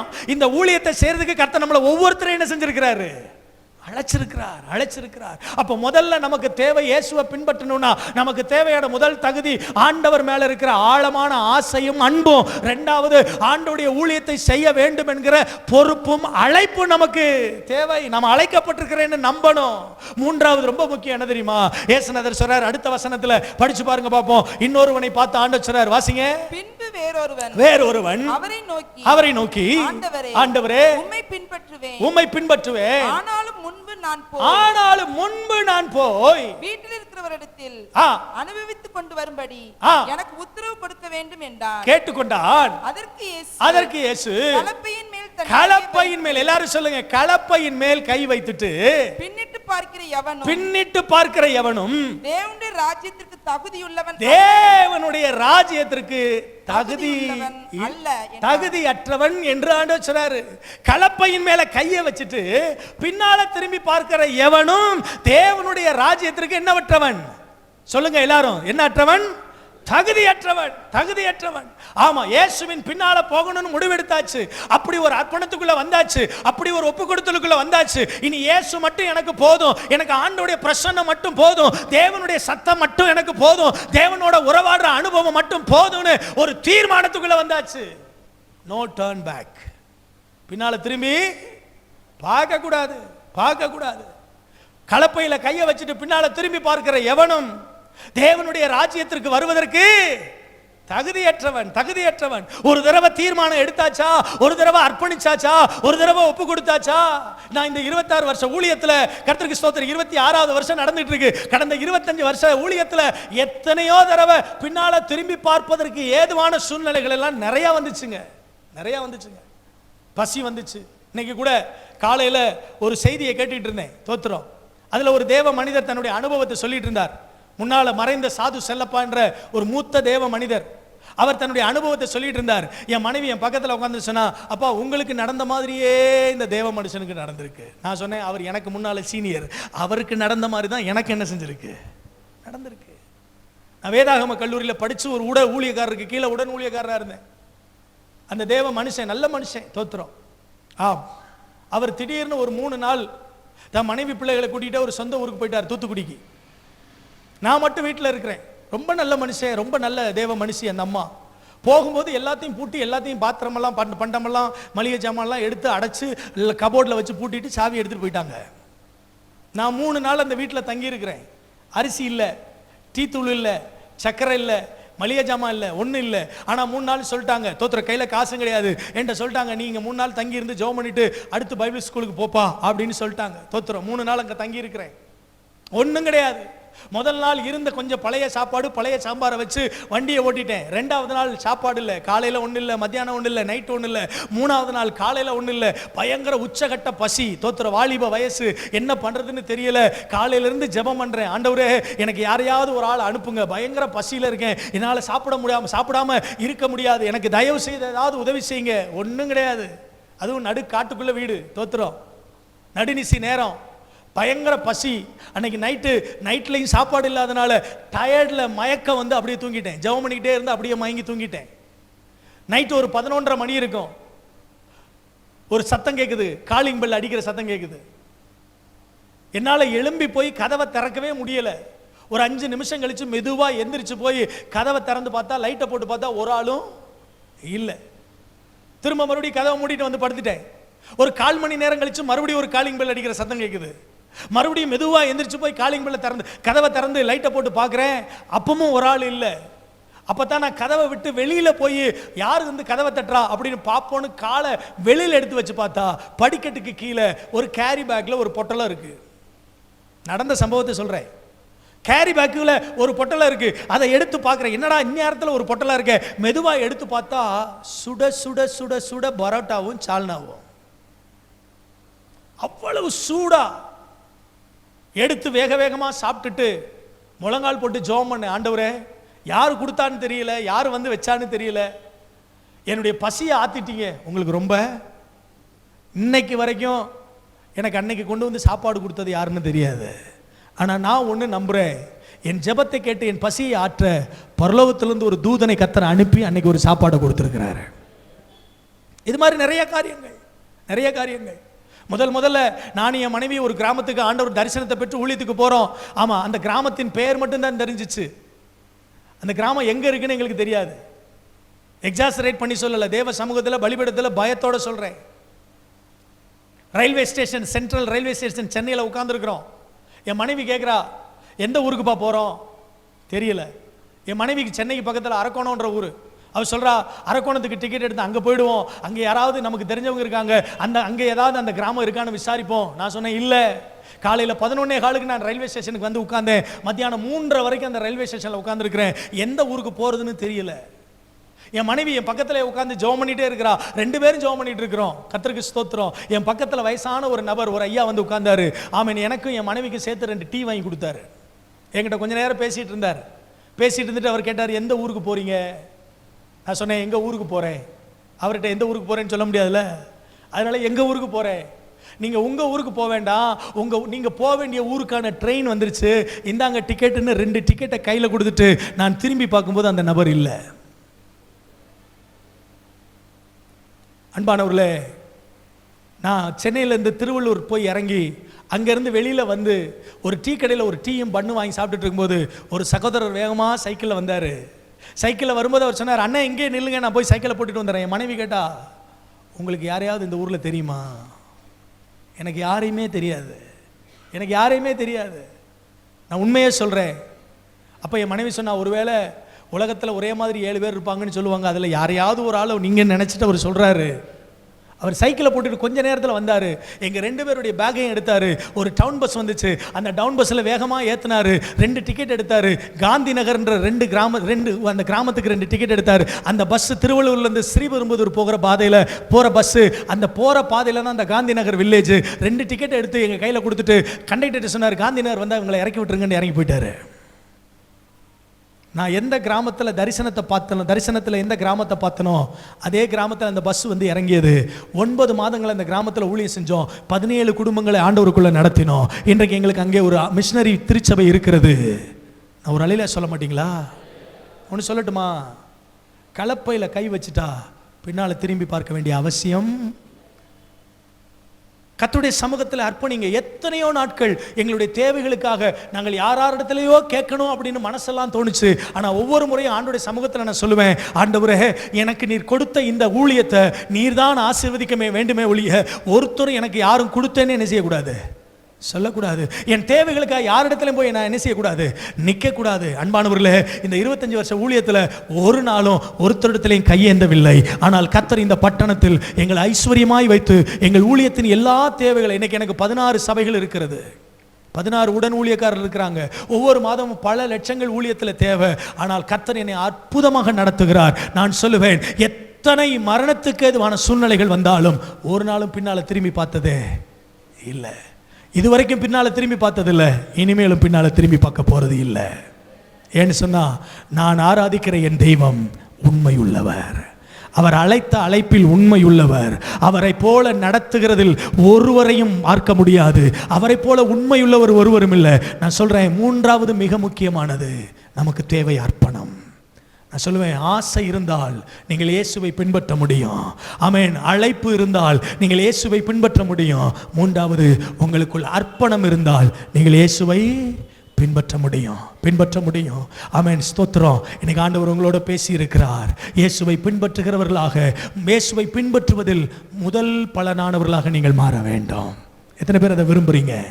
எத்தனை பேர் சொல்ல முடியும், ஆசையா உங்களை பின்பற்றுவேன் ஆண்டவரே, ஆசையா உங்களை பின்பற்றுவேன், எனக்கு ஒரு பெரிய நோக்கம் இருக்கு, என்ன குறித்து ஒரு பெரிய திட்டம் இருக்கு, என்ன ஒரு பர்பஸுக்காக நீங்க அழைச்சிருக்கிறீங்க, அந்த அழைப்பை நிச்சயம் நான் உம்மை பின்பற்றி நிறைவேற்றுவேன் ஆண்டவரே. அது மட்டுமல்ல ஆண்டவரே, எடுத்த தீர்மானத்தில் ஒரு நாளும் நான் என்ன செய்ய மாட்டேன், பின்னால் திரும்பி பார்க்க. என் கூட எத்தனை பேர் சொல்லி ஜெபிக்கலாம்னு நினைக்கிறீங்க? இருக்கிற இடத்துல அப்படி எழுமி நின்று கண்களை மூடி வேத புத்தகத்தை கீழே வச்சுட்டு நம்ம ஜெபிக்க போகிறோம். எல்லாரும் கண்களை மூடி, யாரும் திரும்பி பார்க்க வேண்டாம், வேடிக்கை பார்க்க வேண்டாம். இருக்கிற இடத்துல ஒரே ஒரு காரியத்தை ஆண்டவர்கிட்ட சொல்ல போகிறோம். எப்ராயிமை போல அல்ல ஆண்டவரே, எப்ராயிமை போல அல்ல ஆண்டவரே. எல்லாரும் எழும்பி நில்லுங்களேன் ப்ளீஸ். யாரும் அங்கங்கே நடக்க வேண்டாம். இருக்கிற இடத்துல அப்படியே கண்களை மூடி 2 கைகளை ஆண்டவருடைய சமூகத்தில் உயர்த்த முடியும். நான் உயர்த்தி ஆண்டவருடைய கரத்தில் ஒப்பு கொடுத்து ஆண்டவர்கிட்ட சொல்லுங்க, ஆண்டவரே எனக்கு நீங்கள் மட்டும் போதும் ஆண்டவரே, உங்களை உண்மையாக நான் பின்பற்றுவேன் ஆண்டவரே, உங்கள் சமூகத்தில் நான் உண்மையாக உங்களை பின்பற்றுவேன் ஆண்டவரே, உங்களை நான் உண்மையாக நேசிக்கிறேன் ஆண்டவரே, எனக்கு உங்களை தவிர வேற நாதி இல்லைப்பா, எனக்கு உங்களை தவிர வேற கதி இல்லைப்பா, உங்கள் பிரச்சனை மட்டும் எனக்கு போதும் ஆண்டவரே, என்னை நீங்கள் அழைச்சிருக்கிறது உண்மை ஆண்டவரே, தாயின் கருவிலே உருவேற்படுவதற்கு முன்பதாக என்னை நீர் பேர் பிரித்திருக்கிறீர், என்னை முன்குறித்திருக்கிறீர், என்னை அழைத்திருக்கிறீர் ஆண்டவரே, என்னை ஆண்டவரை தெரிந்தெடுத்திருக்கிறீர் ஆண்டவரே. என்னுடைய அழைப்பு மாறாதது, என்னுடைய முன்குறி மாறாதது, என்னுடைய தெரிந்தெடுத்தல் மாறாதது, எனக்காக நீங்க திட்டம் பண்ணின காரியங்கள் மாறாதது. கலப்பையில கை வச்சுட்டேன், இயேசுவை பின்பற்றும்படி தீர்மானிச்சுட்டேன், இயேசுவுக்காக வாழும்படி தீர்மானிச்சுட்டேன். இன்னொரு முறை நான் பின்னால திரும்பி பார்க்க மாட்டேன். உலகம் என்ன பின்னால இழுக்க முடியாது, மாம்சம் என்ன பின்னால இழுக்க முடியாது, ஆமென், அருவருப்புகள் என்ன பின்னால இழுக்க முடியாது, இந்த பாவத்தின் கூறுகள் என்ன பின்னால இழுக்க முடியாது. நான் இயேசுவுக்காக வாழ போகிறேன், நான் இயேசுவுக்காக வாழ போகிறேன். ஏனோ தானோன்ற வாழ்க்கை இல்ல, ஏனோ தானோன்ற வாழ்க்கை இல்ல, மாய்மாலமான வாழ்க்கை அல்ல, ஒரு மாசற்ற வாழ்க்கை வாழும்படி, கரைதரையற்ற ஒரு வாழ்க்கை வாழும்படி என்னை நான் அர்ப்பணிக்கிறேன், என்னை நான் ஆண்டவருடைய கரத்தில் அர்ப்பணிக்கிறேன். எனக்கு வேண்டிய கிருபையை தாங்க ஆண்டவரே, உங்களை உண்மையாய் பின்பற்றுகிற கிருபையை எனக்கு தாங்க ஆண்டவரே, உங்களை உண்மையாய் நேசிக்கிற கிருபையை எனக்கு தாங்க ஆண்டவரே. சிலுவை எனக்கு முன்னால நிக்கட்டும், உலகம் எனக்கு பின்னால போகட்டும், சிலுவை எனக்கு முன்னால நிக்கட்டும். இயேசுவுக்காக வைராக்கியமாய் வாழ்கிற அந்த கிருபையை இயேசு எனக்கு இன்றைக்கு இரவு பொழுது தருவாராக. தருவாராக, தருவாராக. இயேசு எனக்கு போதும், இயேசு எனக்கு போதும், ஓ இயேசு எனக்கு போதும். அவரை தவிர எனக்கு ஒரு வேற விருப்பம் இல்லை, வேற ஒரு ஆசை இல்லை. அவர் சமூகத்தில் காத்திருப்பதை போல, அவருடைய சமூகத்தில் அர்ப்பணிப்பதை போல வேற ஒரு விருப்பம் எனக்கு இல்லை. எத்தனை பேர் அப்படி சொல்ல முடியும்? எத்தனை பேர் அப்படி சொல்ல முடியும்? உங்க வாய்களை திறந்து உங்க கைகளை உயர்த்தி பக்கத்தில் இருக்கிறவங்களை பார்க்க வேண்டாம், பக்கத்தில் இருக்கிறவங்க என்ன நினைப்பாங்களோன்னு யோசிக்க வேண்டாம். நீங்களும் ஆண்டவர் மட்டும்தான். இந்த இடத்துல ஆண்டவர் உலாவி கொண்டிருக்கிறார். என்னால் தெளிவா உணர முடியுது. இந்த இடத்துல தேவ ஆவியானவர் உலாவி கொண்டிருக்கிறார். சிலருடைய கரத்தை பிடிக்கிறார். சிலருடைய வாழ்க்கையில் இருக்கிற தடுமாற்றங்கள், சிலருடைய வாழ்க்கையில் இருக்கிற பின்மாற்றங்கள், சிலக்குள்ள இருக்கிறதான சோர்வுகள், சிலக்குள்ள இருக்கிறதான நிர்விசாரங்கள் இந்த இரவு பொழுது மாறுகிறது. இந்த இரவு பொழுது மாறுகிறது. உங்க மேல அந்த ஆண்டவருடைய கரம் இப்பொழுது இறங்கி வருகிறது சகோதரா, இப்பொழுது இறங்கி வருகிறது.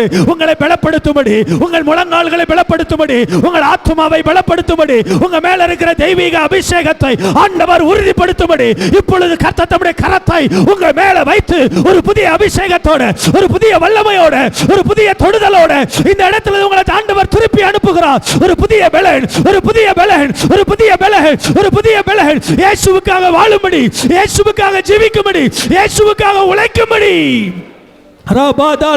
ஆண்டவரே உங்க கரம், உங்க கரம், உங்க கரம் ஊழியர்களாகிய ஆண்டவரே, விசுவாசிகளாகிய தேவ பிள்ளைகளாகிய ஒவ்வொருவர் மேலையும் பலமாய் இப்பொழுது இறங்கி வரட்டும், பலமாய் இப்பொழுது இறங்கி வரட்டும். இதுவரைக்கும் பார்க்காத ஒரு விடுதலையை, இதுவரைக்கும் பார்க்காத ஒரு ஜெப ஆவியை, இதுவரைக்கும் பார்க்காத ஒரு தேவ வல்லமையை இயேசுவின் நாமத்தில் என் அன்பு சபை ஜனங்கள் இந்த இரவிலே பெற்றுக்கொள்வார்களாக, பெற்றுக்கொள்வார்களாக, பெற்றுக்கொள்வார்களாக, பெற்றுக்கொள்வார்களாக.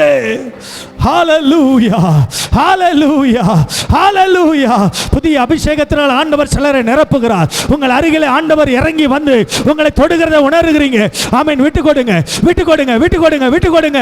உங்க மேல அந்த புதிய கிருபையை, உங்க மேல அந்த புதிய அபிஷேகத்தை, உங்க மேல அந்த புதிய வல்லமையை ஆண்டவர் இந்த இரவு வேளையில் வைக்கிறார், வைக்கிறார், வைக்கிறார். சகோதரர்கள் மேல, சகோதரிகள் மேல, இளைஞர்கள் மேல, வாலிப பிள்ளைகள் மேல, ஒவ்வொருவர் மேலையும் கர்த்தர் தம்முடைய கரத்தை வைத்து பலப்படுத்துவாராக, பலப்படுத்துவாராக, பலப்படுத்துவாராக, பலப்படுத்துவாராக.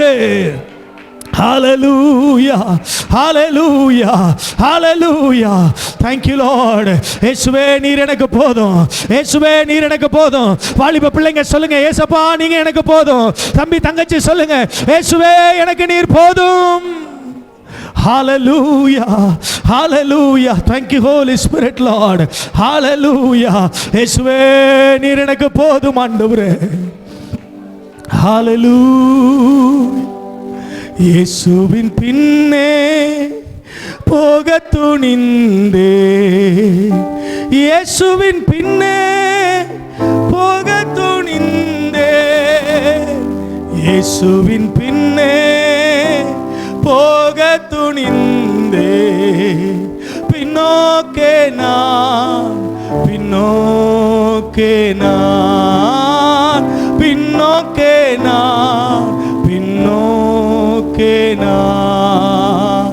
இயேசுவின் பின்னே போக துணிந்தே, இயேசுவின் பின்னே போக துணிந்தே, இயேசுவின் பின்னே போக துணிந்தே. பின்னோக்கே நான், பின்னோக்கே நான், பின்னோக்கே நான், பின்னோக்கே நான். சிலுவையின் முன்னே உலகம் என் பின்னே, சிலுவையின் முன்னே உலகம் என் பின்னே, சிலுவையின் முன்னே உலகம் என் பின்னே. பின்னோக்கே நான், பின்னோக்கே நான், பின்னோக்கே நான், பின்னோக்கே நான். சொல்லுங்க, பின்னோக்கே நான், பின்னோக்கே நான், பின்னோக்கே நான், பின்னோக்கே நான்.